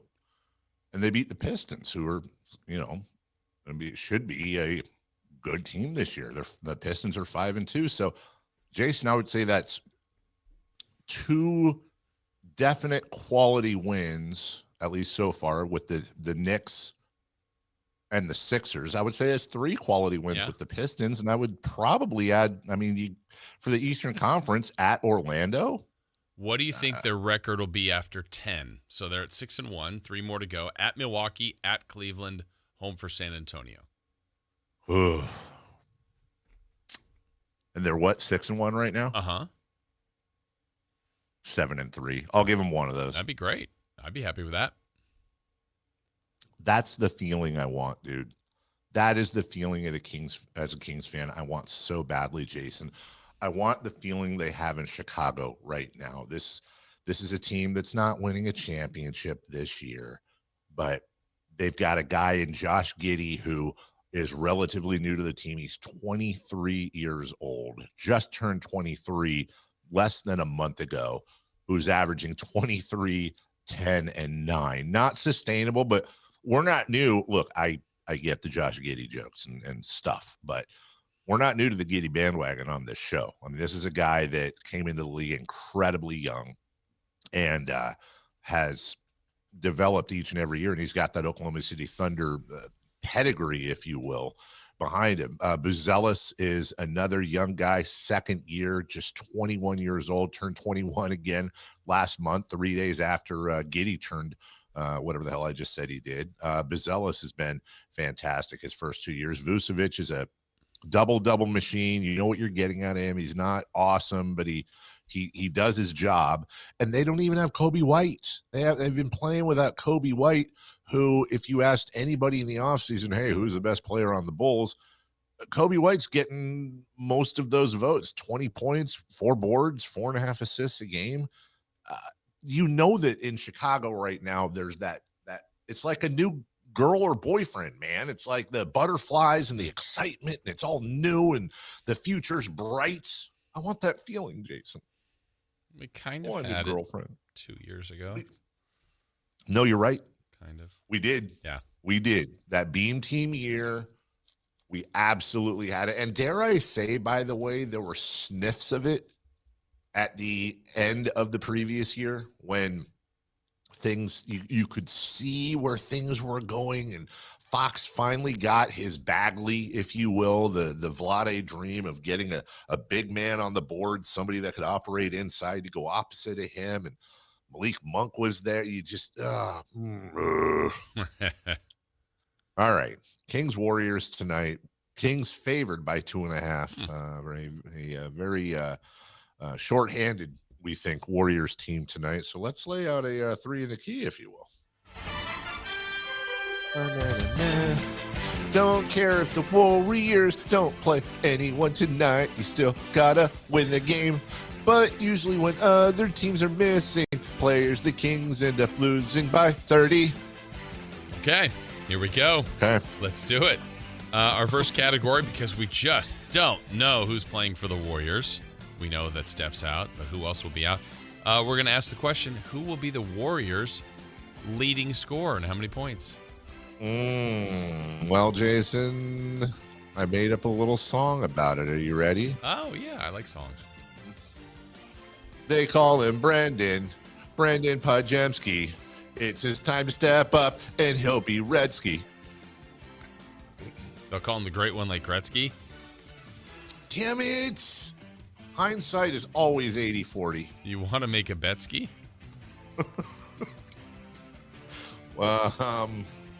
Remember the big mistake that one guy, Leon Letsky? Oh. Hey, when summer's already over, Dave, remember I lent you my jet ski?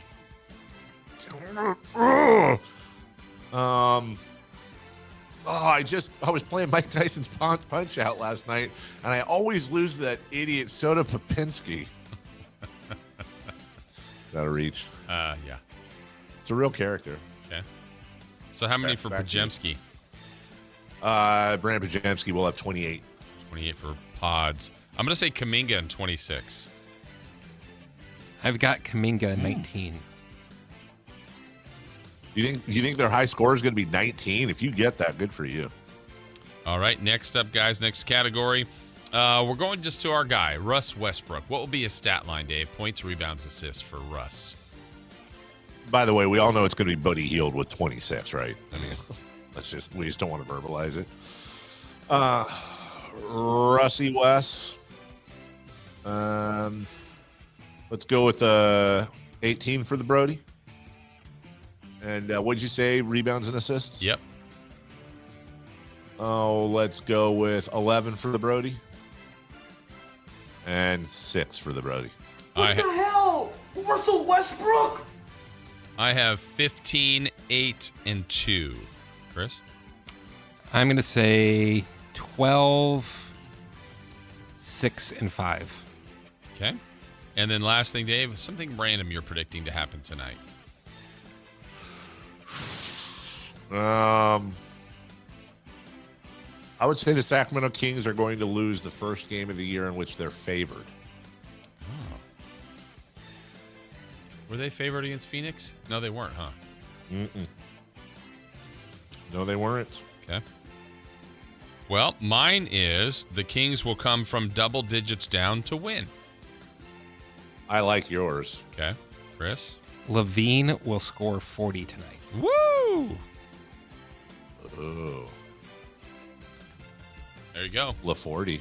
Okay. Well, Jason, who do you think did the best on this one? Your thoughts?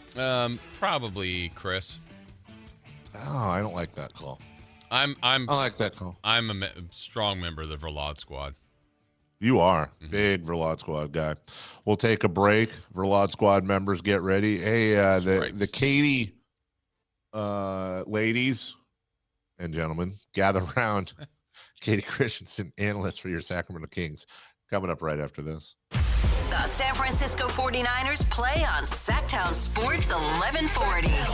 Touchdown 49ers! Every game on your #1 sports station. Don't miss the action on your local sports leader. Sactown Sports 1140. This is the story of the one. As a safety manager at a manufacturing plant, he does everything he can to keep his coworkers safe. From finding ways to reduce risks to keeping safety supplies in stock. And for that, he relies on Grainger. Grainger offers a broad range of quality products and next-day delivery, so he can always play it safe. Call 1-800-GRAINGER, click Grainger.com, or just stop by. Grainger, for the ones who get it done. Sacramento Chrysler Dodge Jeep Ram. From Folsom, Elk Grove, Woodland, Roseville. Because they've seen for themselves the huge selection and the best prices at SacSuperstore.com. Good luck finding a lower price anywhere else. And if you do, they'll match it. It's as simple as that. Sacramento Chrysler Dodge Jeep Ram, where a handshake still means something. Open until 10 o'clock and centrally located right across from Hagen Oaks Golf Course. And online at SacSuperstore.com. The guaranteed lowest price and the best selection of Dodge, Chrysler, Jeeps, and Rams. SacSuperstore.com.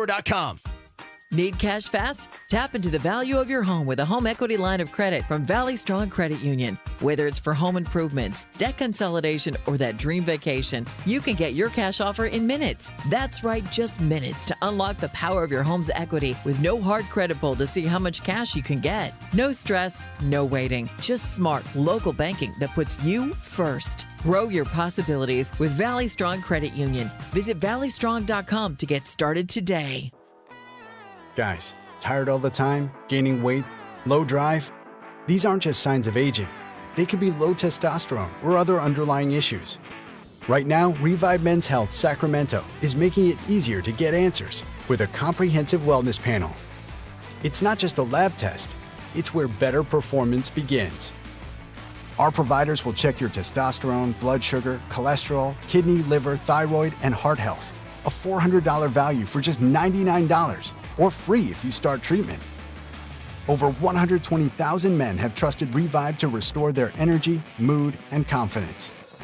So if you're ready to feel better and live stronger, call 916-619-3000.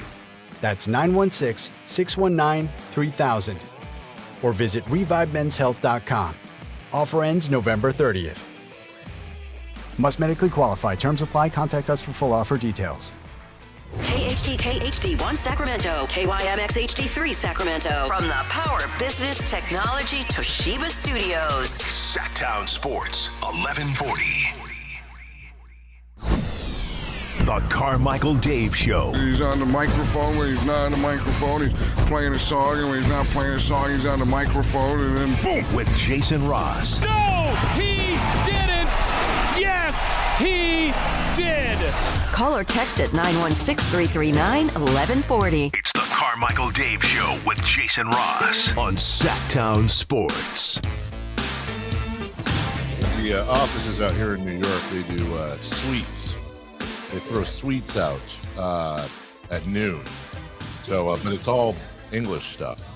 So I have Love Hearts, which just look like Smarties on steroids. Then I have Fizzers, which 100% look like Smarties. And then this one is called a Swizzle Stinger. Don't know what that means. I can't see you, Jason Ross. I don't know what that means, but hey, sounds great. Do we have our next guest ready? We do. Joining us right now, and we'll get to basketball in a second, but I got questions. Analyst for your Sacramento Kings, I'm sure very happy to be home off the first long road trip. It is Katie Christensen. Katie, good morning. Good morning. I can't wait for what the first question is. Well, the first question is based on the text you sent me last week when we got off the air showing you don't just have Halloween decorations, you have basically a Halloween museum. How, if any, how many are your decorations still up is my question. Yeah, so inside, yes. Outside, Joseph took all of them down, like, the next day. Wow. Like, he was on a rampage of, front and backyard and getting all the outside stuff down. So sometime in between now and when we leave again, next Thursday? And we have, a few games, in there. I've got to figure out how to get all of them down in the house. So it'll be a project. All right. Second question. When does the holiday season begin, in your opinion? Well, theoretically, I'm one of those, as soon as Thanksgiving is over, you put Christmas up. But I've got a weird schedule. So I think I have to start before that if I can, to be able to actually get it up, to be able to enjoy it somewhere in between road games and all of that. So it just depends on my schedule, David. Is Christmas as elaborate, Katie, as Halloween at your house? Yeah, it is. It's extensive. I had said that I believe the holiday season begins the day after Halloween. So I thought you might match me on that one.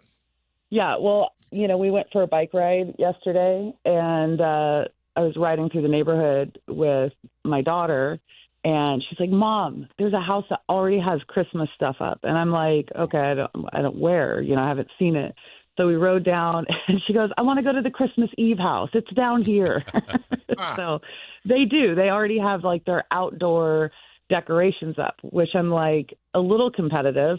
And I'm like, well, that sucks. I lost that one. But it's all right. Our game is strong. So it might be a start slow thing, but finish, top tier. Okay. All right. And then finally, before we get to basketball, which Jason will ask those questions because he's a professional. He's a professional. I have no doubt in my mind that in your life at some point you have watched a Hallmark holiday movie. Maybe not, but I feel like you have. So we've been playing this game lately. I'll just give you one here, or two, I should say. Is it I have a list of real Hallmark movies and a list of fake Hallmark movies. You just simply tell me if it's a Hallmark movie or if it's a fake, okay? Okay. I don't know if I'm going to be good at this one. It's all right. Nobody is. First one, Love Hard. Not. I'm sorry. That's real. Oh. And that's a Hallmark Christmas movie? Hallmark Christmas movie. Okay. All right. All right. We'll see if we can go 500 here.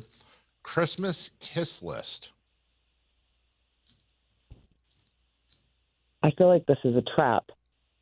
I want to say yes, but it's probably not, huh? I can't not give you a clue, Katie. I just need an answer, please. I said yes. Oh, you said yes. It sounded like you were trying to fish there. So yes, that is a Hallmark movie? Yes. I'm sorry, 0 for 2, Katie. Thank you wow. for playing. We have some lovely parting gifts for you, which is a basketball question from Jason Ross. Jason, back to you. I was not ready. I was anticipating a big win and bells and whistles. My goodness. Oh, 2.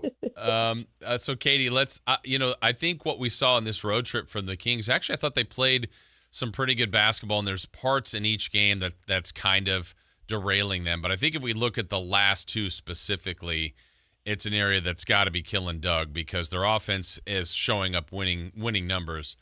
The defense right now, Katie, is really, really killing them. What kind of things do you think they need to tweak or could tweak as this homestand starts tonight, specifically defensively?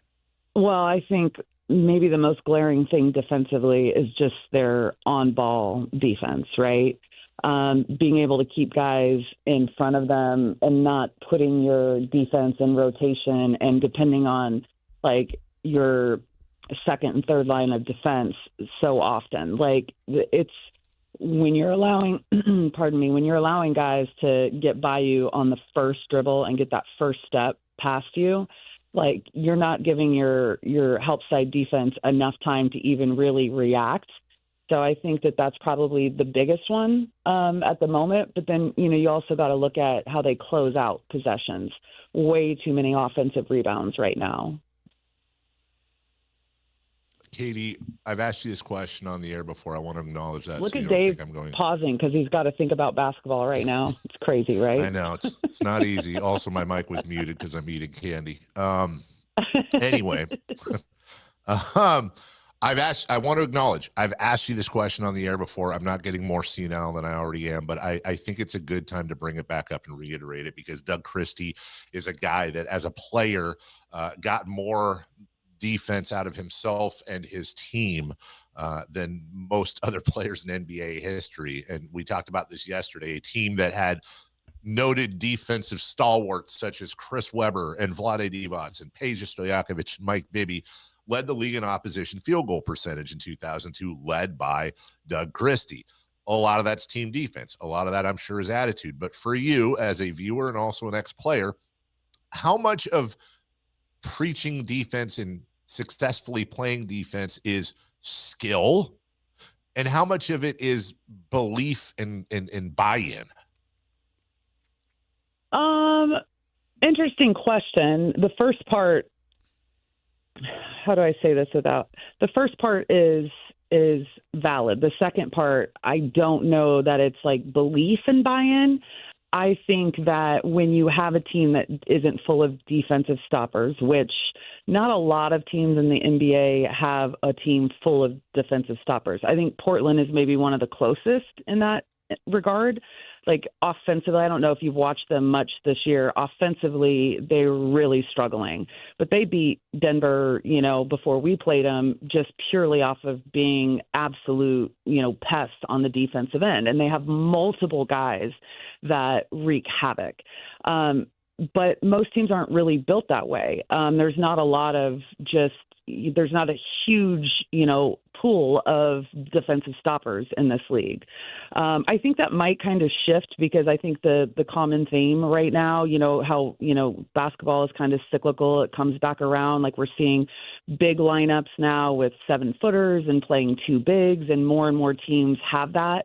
and kind of getting away from that small ball era. But to bring it back around, I think that defense is something that more and more teams are legitimately stressing right now, and they're looking for that. So it's important to have, a couple of defensive stoppers that you can rely on in one-on-one defense. But the reality is, with how the NBA game is played, there's so many pick and rolls. There's so much action. The offensive kind of genius behind a lot of coaches is at such a high level that it's really about your team defense as a whole. So the thing with what I think is important, I think this team is going to be a much better defensive team by the end of the season than they were at the start. There is a lot of things that they're doing that is much better than we've seen in the past, but it's just about having that time and getting to know each other as players. And there is a lot to be said about rosters being really familiar with each other, right? Like that era with, Doug and Bobby and Peja and Vlade and Chris and like all of those guys, right? Mike Bibby, they had a lot of time on the floor together. So there's anticipation. There's kind of that wealth of knowledge so that it helps you overall as a team. So I think that, when you look at it, it's like Zach LaVine, for example. I think he's doing an incredible job one-on-one defense this year. Like he's doing there's a marked improvement. And I think that has a lot to do with, Doug and Bobby really stressing and demanding that and challenging people, right? His help side defense is not where it needs to be yet. So that's kind of, as the season goes, and I've been in a lot of practices, and like the defensive drills that they do are so much more than I've ever seen in the past. The reality of the situation is, I think a lot of people's mentality is these guys are professionals. Like they've been playing a long time. Like defense is something that they should know. They've been playing the game for a long time. The reality of the situation is, like, if Steph Curry didn't shoot, 1,000 shots a day, he wouldn't be the shooter he is. You have to drill defense the same way that you drill offense. And I think that obviously practice time gets smaller as the season goes along, but it's what you're using your practice time for. And so I think they'll be better towards the end of the season as a team, because they do have some good individual pieces right now. But at the end of the day, I think it comes from their ability to handle pick and roll offense, because it just happens at such a high rate in this league. Katie, so far this team has leaned in by playing small. I mean, that's kind of what the roster is set up. They do have some available big guys that they just haven't been playing as much. They did add one in Precious Achiuwa. Mm-hmm. Now, we just got here, so in fairness to him, but any early read on whether or not they will incorporate him very much, or is this going to kind of be play small till Keegan gets back, or smaller? How do you think they're going to incorporate Achiuwa? I think that, first of all, I will say how difficult it is to join a team. I mean, it was difficult for us to join like the last week of training camp, right? It's just about familiarizing yourself with plays and even language, right? Like every team's like language defensively is different, right? In terms of what they call things like, are you clamping? Are you whiting? Like they all have different kind of terminology, which blows my mind. It kind of, for me as an analyst, I use the very basic terminology that everybody knows, and that's what we used when I was playing. We didn't have like color codes for things, and it was a blitz, it was a trap, it wasn't like a black or a red or a white or a fuchsia, whatever the heck. They've got so many different things now. And so I think part of it is just familiarizing yourself with plays, terminology on the defensive end, getting to know your teammates a little bit. And I don't know if he's available today. I know he signed officially yesterday, so I don't even know if he'll suit up today. I'm not sure. But when it comes to kind of playing smaller, you kind of have to play to your strengths right now. And Doug tried to start Cardwell in Milwaukee. I think he only ended up playing 5 minutes. The game adjustment I thought was great. That's something where I think that Russ has actually been really, really good. I've obviously seen him play forever. I mean, I've seen, dozens and dozens of Westbrook games throughout the years. But I wasn't really that aware of just how smart he is when it comes to the defensive end. I don't know if you've noticed this, like he messes up just like everybody else. But when he messes up, he's so smart about how he recovers. Like, he'll foul and he'll make sure that the foul is on the ground. Like when he fouled Giannis really, really hard, he made sure. And by the way, Giannis is like a mule. He's so strong, right? Like, try and slow that down, guys his size, let alone making sure that he doesn't have the opportunity for like an and one. And he's just so smart in terms of how he fouls, recognizing, game situation, bonus, like all of that. And then I don't know if you guys saw it. We didn't catch it in the game because we didn't have that camera angle, but I saw it on social media after when he fouled Giannis really, really hard. And it was him that was matched up against him in the second half of the game instead of Domas. He looked at Domas and he's like, I don't want you to foul out. Like, that kind of recognition and just veteran knowledge and taking on those types of challenges. Like, technically he's a point guard, right? Maybe two guard, you could say, size-wise. But for him to be matching up with Giannis just the math doesn't math, but he makes it work because he's just a really highly intelligent player. So I think the Kings without Keegan are going to have to, play to their strengths, and that might be smaller lineups. Katie Christensen joining us. I am fascinated by the defense talk and the just these basics and thoughts, because I know that's an emphasis, and I guess I'll put it in a dumbed down term that I've been using for dumb people like me. Is Doug asking this team to improve defensively like asking a cow to meow? Or is there a light at the end of the tunnel there with whatever experience or reps or, or is it just there's going to be limitations? I think there's limitations just based on, and everyone has them to a certain degree, right? There's limitations based on personnel and size. Size is a big deal. This is not a big team. But I don't think him asking them to improve defensively is like asking a cow to meow, I believe is how you put it. Yes. They can get better, period. Every team can get better defensively. Are they going to be a top 5 defensive team with this roster? No. But you have to play the roster that you have, And I think that when you look at it from a coaching perspective, Doug's job is to elevate and challenge.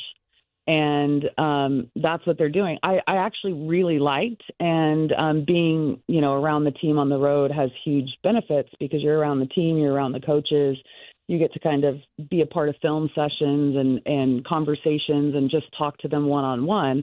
Like talking to Bobby Jackson, he's like, I don't want to trap Jokic. Like, if he has 40, let him have 40. But he also makes everyone around him so much better. So I'd rather challenge him to get 40 and try and take away his playmaking ability. And his playmaking ability comes from when you send doubles at him. So, those types of things, you kind of recognize how they're approaching and they've played more zone. I think that has been really interesting. And that's another trend in the NBA that I'm recognizing. Like, teams are playing so much more zone than we've seen in the past. And it started kind of uptick in zone maybe 3 seasons ago. And now you see teams doing it a lot. Like Denver, when they played Portland, I would say 80% of the game, they were in a zone defense. Now, granted, that's because, like I said, Portland's offense is really struggling. Young players, not that disciplined on the offensive end, but I think that this team has the capability to get better, but they're not going to be a top 5 defensive team the way that this roster is constructed right now. Katie, I want to ask you about, it's another game, another time where, Sabonis took some big shots in that game. His ribs. Gosh. It happens every night for him. I commend him for getting through that game with Denver, but is he okay for tonight in this homestand? Yeah, I don't have any inside information on his status tonight. 9:19 right now. I haven't even looked at the injury report for today because it's pretty early. They don't usually give great information until later in the day. But, like Zach came into that game and he was questionable with low back issue. Dennis was questionable with, I can't remember what his was. both of them played, but I could tell personally that Zach was struggling a little bit, and this is just kind of what the NBA is. You're all going to basically after the first game, no one's playing healthy. You know what I mean? But Domas, he was noticeably in a lot of pain. It was uncomfortable for him. And he actually came to our table right before the second half started. I asked him how he was feeling, like what was going on with his ribs. And he goes, it just hurts a lot. He goes, but I had an x-ray at halftime and it was negative. So nothing's physically, nothing structurally wrong, nothing to be worried about. It's just about playing through discomfort. And I had said during the broadcast, like, as soon as he cools down, like he's going to be in much more pain than he's in right now. And he's in noticeable pain. So, and I said to Kyle off air, I'm like, I wonder what his status is going to be for Wednesday, because he clearly was in a lot of pain, but he's also played through a lot of pain. So I'm not sure, but we'll see kind of what happens tonight and then what that means for them. Clearly when they don't have him, they're already struggling from a rebound perspective. This is not an opponent to sneeze at tonight, clearly, in the Warriors. So I'm not really sure what's going to happen and how they'll adjust if he's not available. Last thing for you, Katie. Kings playing tonight at the end of the first home game after a pretty decently long road trip. Why is it that teams, and for some reason it seems especially the Kings, why is it the teams generally play off their first game back from a road trip? Well, I do want to point out that you watch a lot of basketball, but would you agree that maybe 95% of your basketball viewing is watching the Kings? I'd say 85, but your point's well taken. It's largely the Kings, yes.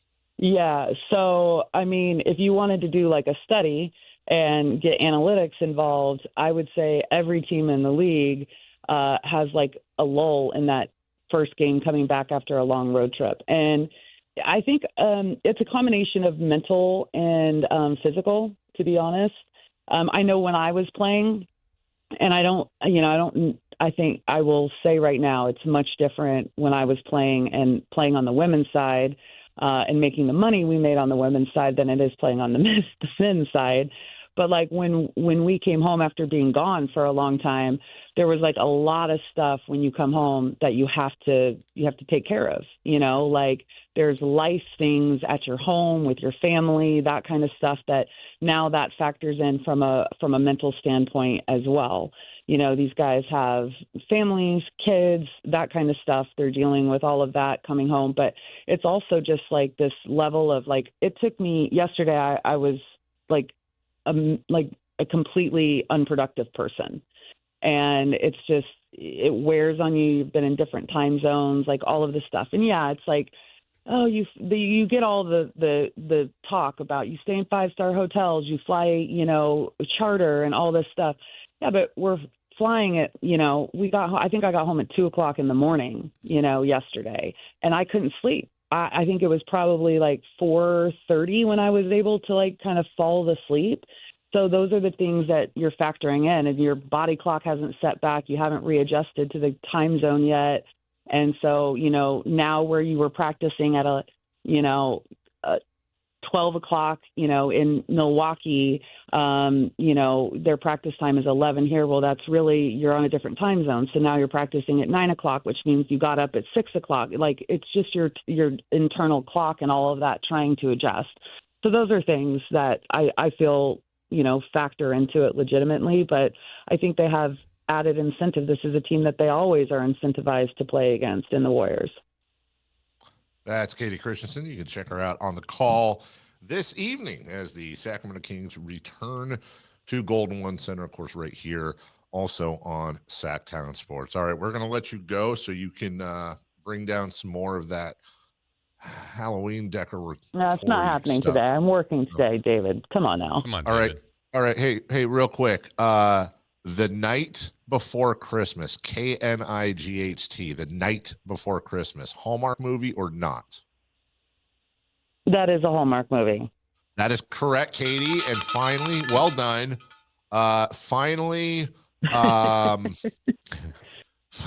Operation Ho Ho Ho. Okay. Yes, I think that's a Hallmark movie too. Katie, that is absolutely wrong. You should be embarrassed. They would never put something like that on Hallmark. My goodness gracious. You do realize I don't watch Hallmark movies, right? Not yet. Yeah, not yet. Yeah. Now that I'm gonna be quizzed about it and embarrassed about it on the radio, I guess I have to start, doing a Hallmark Christmas movie game film. Thanks, Dave. You're getting there. You ain't that far away from putting down your knitting and taking the remote and changing to the Hallmark channel. We're getting there. Oh my God. Knitting. Right. That is not sexist at all. All right, David. I crochet. What are you talking about, sexist? I just wanted to make sure that you could dig yourself out of that one with also admitting that you do. Thanks for the curveball. All right, I will crawl out from under the bus. That's Katie Christensen. Enjoy her tonight, everybody, on the broadcast. Katie. See you later. Bye. See you, fellas. Bye. Bye. Jeez. Wow. Man. Legit, I can crochet, so get out of here. Yeah, with that. Hey, Dave, you know what we need to do is we need to tell everybody about how they can win a pair of tickets to see Eric Church at Golden One Center on November 13th. That's coming up. So what caller number should we have today? Caller number 3, you can go to Eric Church G1C. Sorry, I was just thinking Hozier. I was in a different key, that's for sure. 916-339-1140, 1-800-920-1140. Caller number 3 wins a pair of tickets to see Eric Church at G1C. Caller number 3. We'll take a break. When we come back, What's on Deck, brought to you by Trex Decking and Railing. A lot on deck. We'll clean up some stuff from the program, and then crosstalk with Alan Stiles, celebrity birthdays, and all that fun stuff. Last half hour of the program next. Download the Sactown Sports app. Sacramento sports in your pocket. This is Sactown Sports 1140. When you bundle renters and auto with Progressive, you can save while protecting your most valuable possessions, like your priceless vinyl collection. Sure, you sleep on a futon because the money most people would have spent on a bed you spent on more records. But forget the fact that you can stream just about any song ever created for a few dollars a month. No, you need to listen to music in the most difficult way possible. So go ahead and get Progressive so you can save while protecting the things that matter to you. Progressive Casualty Insurance Company and affiliates and other insurers. Not available in all states or situations. This is the story of the one. As a custodial supervisor at a high school, he knows that during cold and flu season, germs spread fast. It's why he partners with Grainger to stay fully stocked on the products and supplies he needs, from tissues to disinfectants to floor scrubbers. All so that he can help students, staff, and teachers stay healthy and focused. Call 1-800-GRAINGER, click Grainger.com, or just stop by. Grainger, for the ones who get it done. This is the story of the one. As a maintenance supervisor at a manufacturing facility, he knows keeping the line up and running is a top priority. That's why he chooses Grainger. Because when a drive belt gets damaged, Grainger makes it easy to find the exact specs for the replacement product he needs. And next day delivery helps ensure he'll have everything in place and running like clockwork. Call 1-800-GRAINGER, click Grainger.com, or just stop by. Grainger, for the ones who get it done. This message comes from Viking, committed to exploring the world in comfort. Journey through the heart of Europe on an elegant Viking longship with thoughtful service, destination-focused dining, and cultural enrichment on board and on shore. With small ships that bring travelers closer to the destination, there's more time to explore. And every Viking voyage is all-inclusive, with no children and no casinos. Discover more at Viking.com. Bonneville International Radio Station contests are open to participants at least 18 years of age and older that are residents of California and who reside in one of the 6 counties that make up the Sacramento metro area, unless otherwise specified. Employees or agents of the station, Bonneville International Corporation, other area radio stations, or any entity associated with the contest are not eligible to win, unless the station otherwise specifies in its own discretion. Persons who have won in the last 30 days from a station contest or event may not be eligible. For a copy of the general contest rules, visit khdk.com. The holidays can be a time of increased stress for those struggling with opioid or stimulant addiction. They can also be a time for pause, reflection, opportunity, and new beginnings. This holiday season, choose treatment and recovery, embrace the company of family and friends, and create special moments. Find a proven opioid or stimulant addiction treatment provider near you at choosechangeca.org. Hey everyone, it's Kyle Draper here. If you're in the market for a new car, let me tell you about my experience with Mercedes-Benz of Stockton. From the moment I walked into their state-of-the-art showroom, I knew I was making the right choice. There was no pressure from the sales staff, and if I'm being honest, I felt like a kid in a candy store. I settled on the all-electric EQS SUV, and let me tell you why. First of all, the comfort. After a long day at work, I actually look forward to being in my car. It has several different massage settings, including my favorite, hot relaxing back. Plus, the seat heating and cooling features are perfect for the hot summer or those chilly mornings. Mercedes-Benz has the reputation of making the finest cars in the world. Now it's your turn to experience what I already know. Mercedes-Benz of Stockton is the best car buying experience you'll ever have. They're just a short drive down I-5, or you can shop online anytime at mbfstockton.com. That's mbfstockton.com, and tell them Drape sent you. Ladies and gentlemen, this is gonna be fun. Yeah!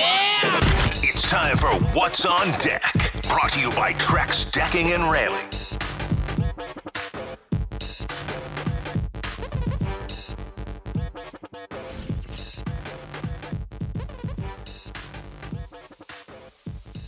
Well, we know what's on deck. Kings basketball tonight as they host the Golden State Warriors. What else is on deck? The Thunder.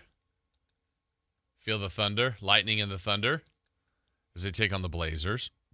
Thought the Thunder might lose last night, but they're 8-0 against the Blazers. You got the Spurs and the Lakers. Wemby in L.A. I'm sure that's a hot ticket tonight at crypto.com. Wemby. Yeah. Is that a good nickname? It's fine. Works. I feel like it's a lazy nickname. What should he be? Like the Yamba Bamba or something. Yamba Bamba. Cool. Yeah. Or Victor. I don't think there's anything wrong with Victor. Vic. The VW Force. Oh, my God. The VW. Yeah. VW bus. I think you're onto something with VW. I was going to say bus, but then like truck. But he's not the bug. I just feel like when you do that, it's like Wemby. Hey, what's up, Rossi?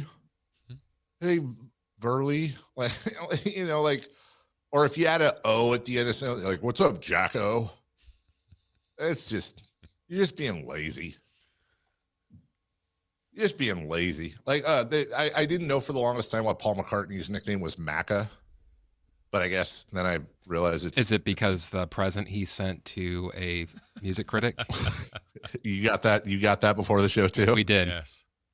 Yeah. Apparently, there was a music critic that wasn't too kind to Paul McCartney, and Pat Still informed us of the story pre-show that Paul and his then wife Linda sent a diaper with fill-ins from their now 50-year-old daughter Stella into the over to the critic. And what only I would think this, I'm sure, but I've actually had that in the back of my head for much of the day. Honest question. Over under $1,000 that would fetch on eBay today. Over. A diaper filled with Paul McCartney's daughter's leavings as a baby. I feel like that would literally sell to some psycho Beatles collector. I think so. No, I think you're right. I would go over. Yeah. Didn't Luis Gonzalez's gum that he spit out? Am I tripping? Didn't that sell on eBay for like high hundreds? I don't know. Does that ring a bell with either of you? Yeah, I don't know the price, but I remember that being sold. Yes. I was looking, Dave, at VW's biggest car makes. They have the Atlas.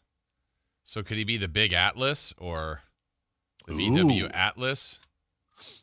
Atlas is good. Because you can do all kinds of fun stuff with that, with him holding the world, like the Atlas.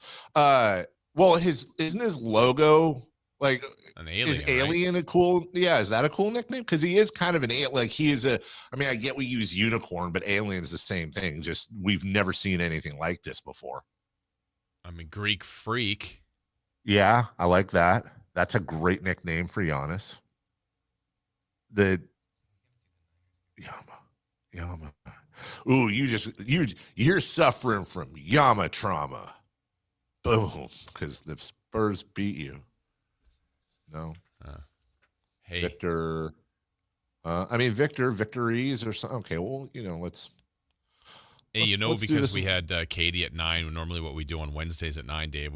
I can't let this get past. We got to do our 49er highlight and guess the player that made the play. Yes, please. Yes, take it away, please. We're gonna get that together. So we're not. We're gonna get that together. Yeah, we're not quite there. We will have that though. But you know what it is. You get to hear the 49er highlight, guess the player that made the play. First caller to give the correct answer wins a $50 gift card from Mountain Mike's. I think, since you're not in studio, could you just play? Maybe you could win it.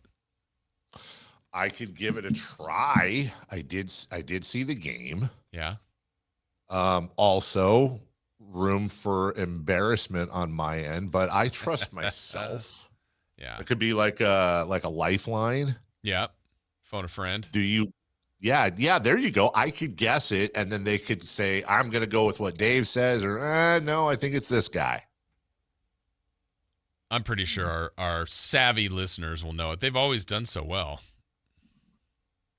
Yeah, I think we've only had one or two that didn't, right? Yeah. So I think we are now ready.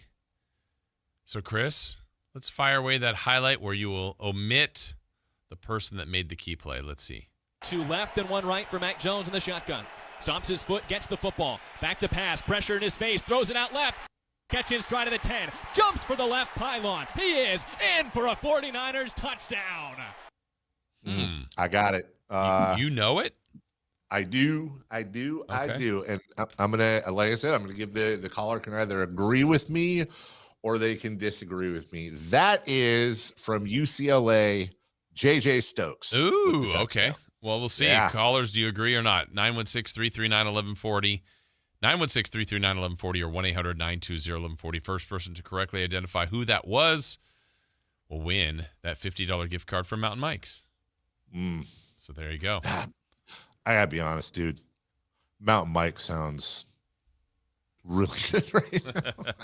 I know it's morning, but I would legit take Mountain Mike's over. And I've had my share of New York pizza, and I know this is sacrilege, but I'll say it. Mountain Mike's pizza greater than signed New York pizza. I said it. You said it. We'll allow it. We'll go with it. Okay. Let's see. Right. Is it Dustin, Chris? All right. Let's check in with Dustin. Dustin. Yes, it's Dustin. Here he is again. Hey. All right, Dustin. I was the guy that did that whole round table spiel, and I'm a Laker fan and Raider fan, and then I got it wrong. So we're going to go with shot number 2 here. Okay. Going to go with Mr. George Kittle. Okay. So you're not – hold on. So, Dustin, I said it was UCLA wide receiver J.J. Stokes. You're saying you're disagreeing, and you're going to go with who? George Kittle? That's correct. Okay. We'll see. I warned you. Well, I can tell, Dustin, you are 0 for 2. Wow. I told you, dude. I think we've had them all right except for Dustin. Dustin sucks. Get your life together, Dustin. We're trying to help you out. Stop being such a failure. We're trying to feed you yummy, scrumptious. We're trying to feed you a river of Mountain Mike's pizza. Yes, and Kittle had 4 catches for 32 yards, but no touchdowns. Let's go to Justin. Is this just Dustin with a J? This is Justin with a J. Thank you. Okay. Do you know the answer? Do you know who caught that touchdown? Yeah, that was Juwan Jennings. Juwan Jennings? Not J.J. Stokes. Oh, okay. Oh. 2 left and 1 right for Mac Jones in the shotgun.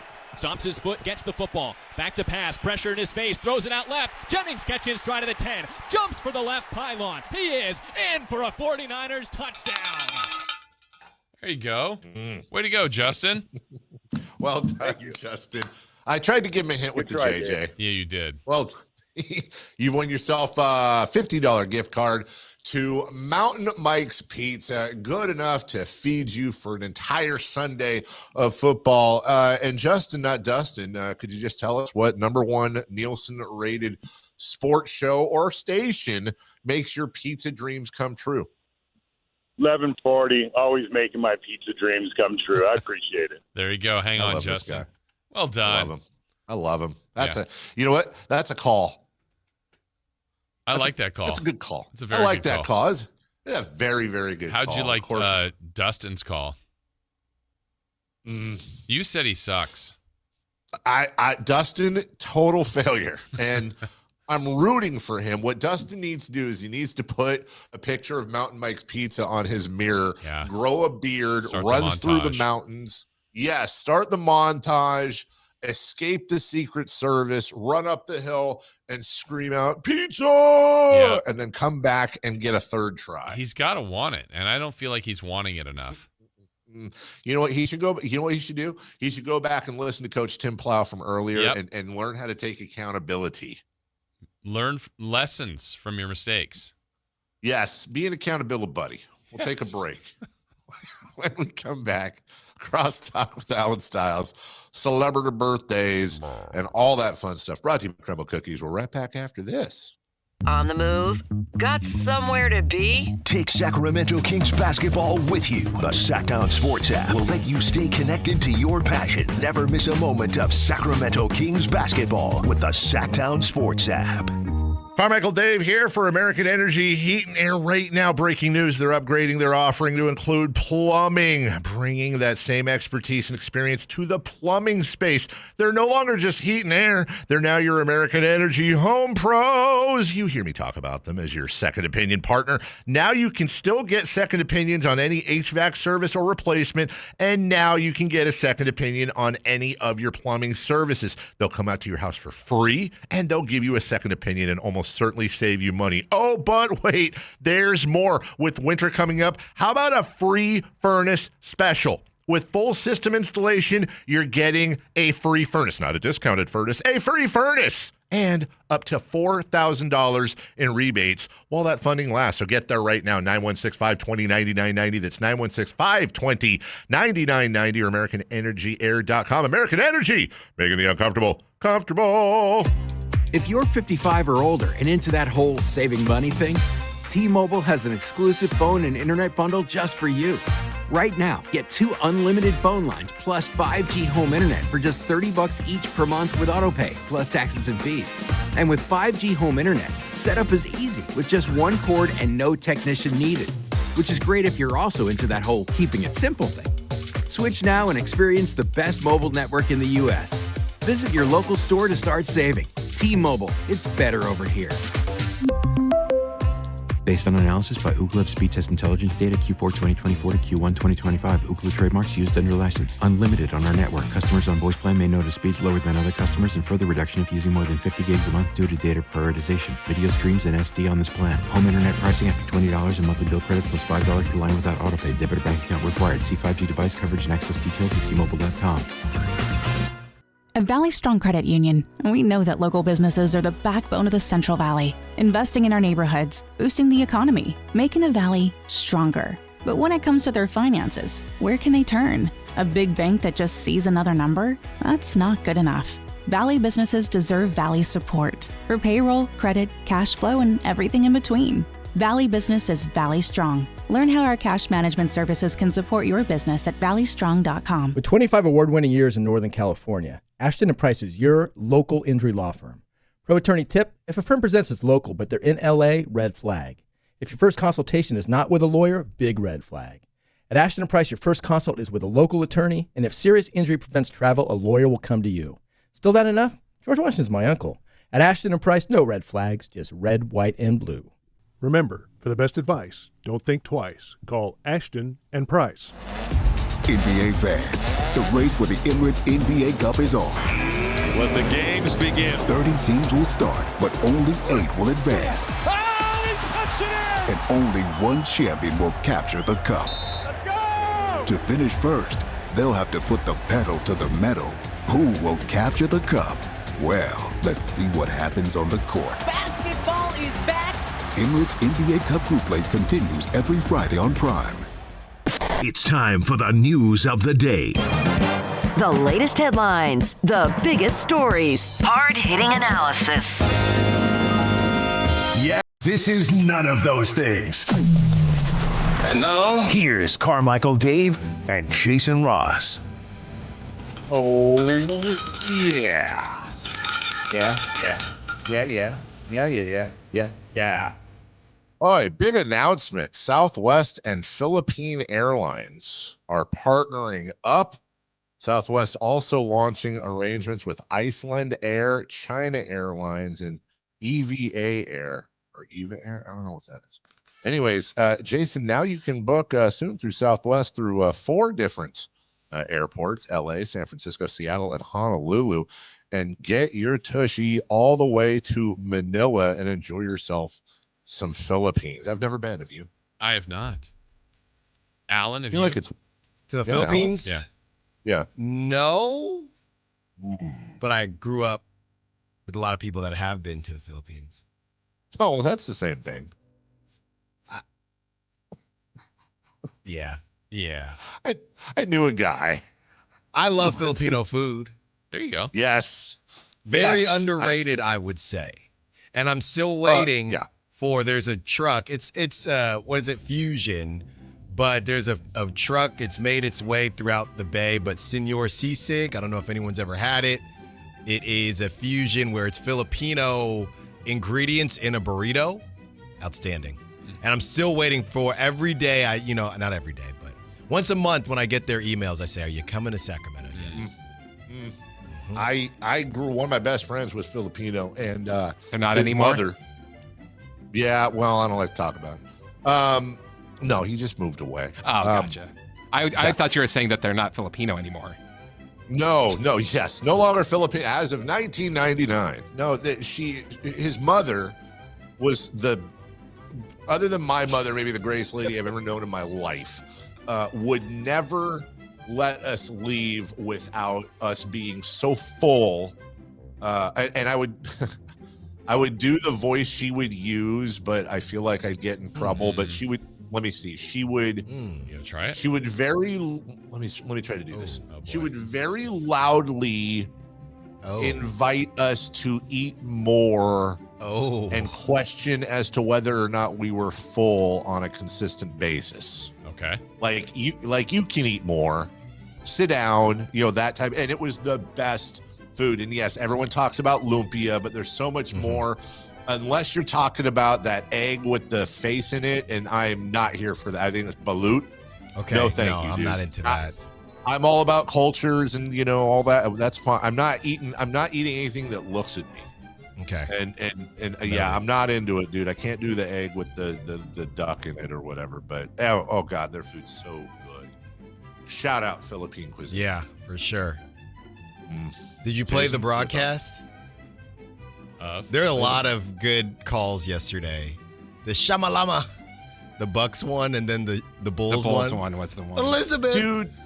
Okay, can we talk about that for a second? This is really a generational thing. The Bulls announcer was like, "Elizabeth, I'm coming. Yeah, this it's is a the big big one." one. I mean, and of course, half of the internet was like, "What is this dude saying? Is he getting fired?" No, you dingles. It's Red Fox from Sanford and Son. The heart attack he would fake anytime, something that usually involving his kid would happen. Elizabeth, this is the big one. And, Chicago guy pulls it off. Was that Swirsky, Jason? No, that's Stacey King. In fact, at the broadcast meetings this year, they put together, and we had to vote with the best calls of last year. And that was one of them because it was if everybody remembers that Bulls, I want to say it was Lakers game where the Lakers scored with like an incredible shot late, but then an inbound Giddey hits a half quarter to win it, and he does that. Elizabeth, I'm coming. That one won from everybody that voted. That was the winner. I had to double check, and I'm thinking it's so funny that it was on the broadcast, and I'm like, can we play that on the air? Yeah, let it rip. Because I got that one, and then there was did you hear that took the cake over the Giannis one where he just shamalama. He just was. The game winner the other day? I know he dunked on someone yesterday. I sent it to. We're gonna play it. We sent it to Kyle. He's just like shamalama gama. Jason, what's the one I like? The Thunder Buddy Billy Ball or whatever. Thunder Strike, Cha-ching, a Thunder Strike Money Ball, or a Thunder Money Ball. Cha-ching, a Thunder Money Ball. Cha-ching, a Thunder Money Ball. There's no buddy in it? Okay. All right, I like that one. I like them all. I like play-by-play people. They're the best. They're my heroes. Even Jason, especially Jason. How you gonna one up that tonight, Jason? Shamalama. I'm not gonna one up that one at all. G-Man might be shaking booties out there though. Yeah. Shameful. Bump your booty, brother. Shameful. Bump your booty out there, brother. Celebrity birthdays brought to you by No, then you have to play the Jason. He just did. Nobody, nothing will make you exclaim, ugh, more than a yummy crumble cookie. Oh, it's This is why he couldn't be Alan's producer, because I would just be playing this nonstop. And we get him every time. Hey, I think I have it for you here, Dave. Not that, but this. Here we go. Shea widens out left on Batum, strokes an angle F3 of his own that's online and in there. Cha-ching, a Thunder money ball. Gildas Alexander feeling it now with 19. It's deadlocked at 65, becoming our 7th tie with 2 lead changes. Cha-ching, a Thunder money ball. Thunder money ball. That's so fun. All right, you guys ready? Ready. Happy birthday on this November 5th to Kris Jenner. Wait. Did we just did this? No, we didn't. We did. I thought we. Caitlin. Yeah. Oh, Chris. Oh, I got it. Okay. Jesus, Alan. I did. Wait, what? Did we? No. Kris Jenner. Just save us. Is 64. No, I thought Well, no, I didn't. But he's trying to pretend that he doesn't watch the Kardashians. Go ahead. I don't. You're keeping up. But I feel like she's closer to the 7 than the 6. I think she's 67. 71. Christopher Lott's closest. It's a big one. 70 today. I knew it. Wow. Happy birthday to Odell Beckham Jr. Man. That hair. What a Those time to be alive those back hands. then, man. OBJ is 32. He was on the pivot with Ryan Clark, and Ryan Clark kind of said, you were the biggest sports, like you were the biggest sports athlete for, I don't know, like that year, maybe 1-2 years. Every kid had that dang haircut. Yeah.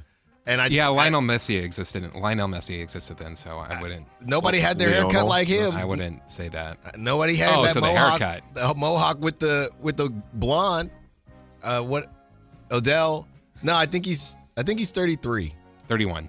We have a correct answer, and it goes to Alan Stiles. Happy birthday to Jason Kelsey. Oh my gosh! Enough with the Kelseys, right? Wow. Am I alone on that? Enough with the Mannings, enough with the Kelseys. It's enough. It's enough. The barber started all of it. How about more of the Armsteads? That's what I say. 37. Who knows? Probably going to come back and be a center. And look, he drinks beer. Give me a break. Enough. 36. 39. Tie between Dave and Chris. 38 for Jason Kelsey. Every single thing that every fan does at home or at the stadium makes a direct impact in the game. Happy birthday to someone we all miss. No longer here. Trey Lyles. Yes, but I thought he'd going a different way. Gone above. Elizabeth. He's not there. This is just his birthday. Wait, was that Jason Kelsey saying everything you say or do, whatever? Wait, that was him? I thought you did know that, Dave. Well, now I hate that drop. We've said it probably about 5 times.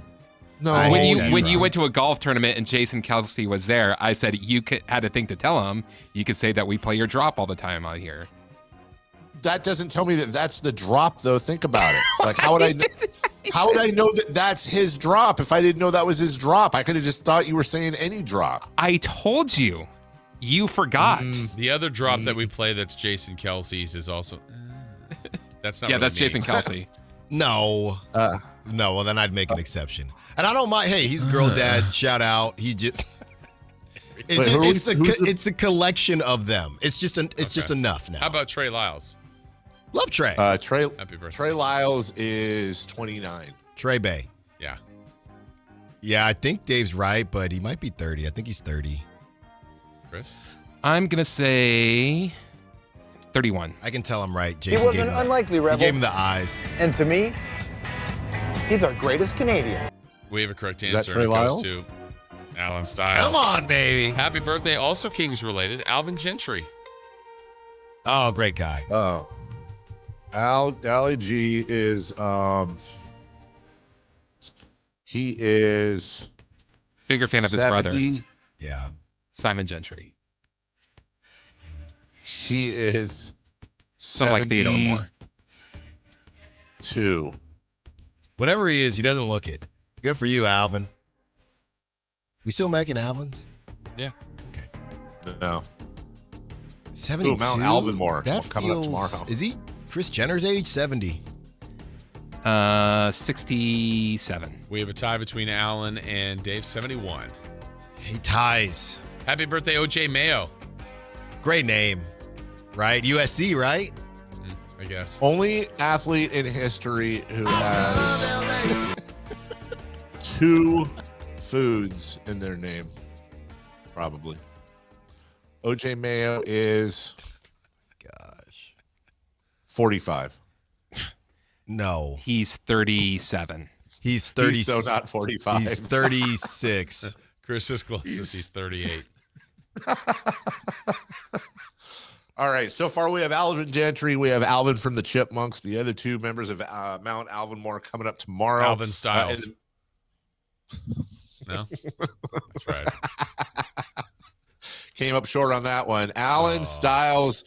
What? Coming up next, he takes the baton all the way until 2. And let me know, will Allen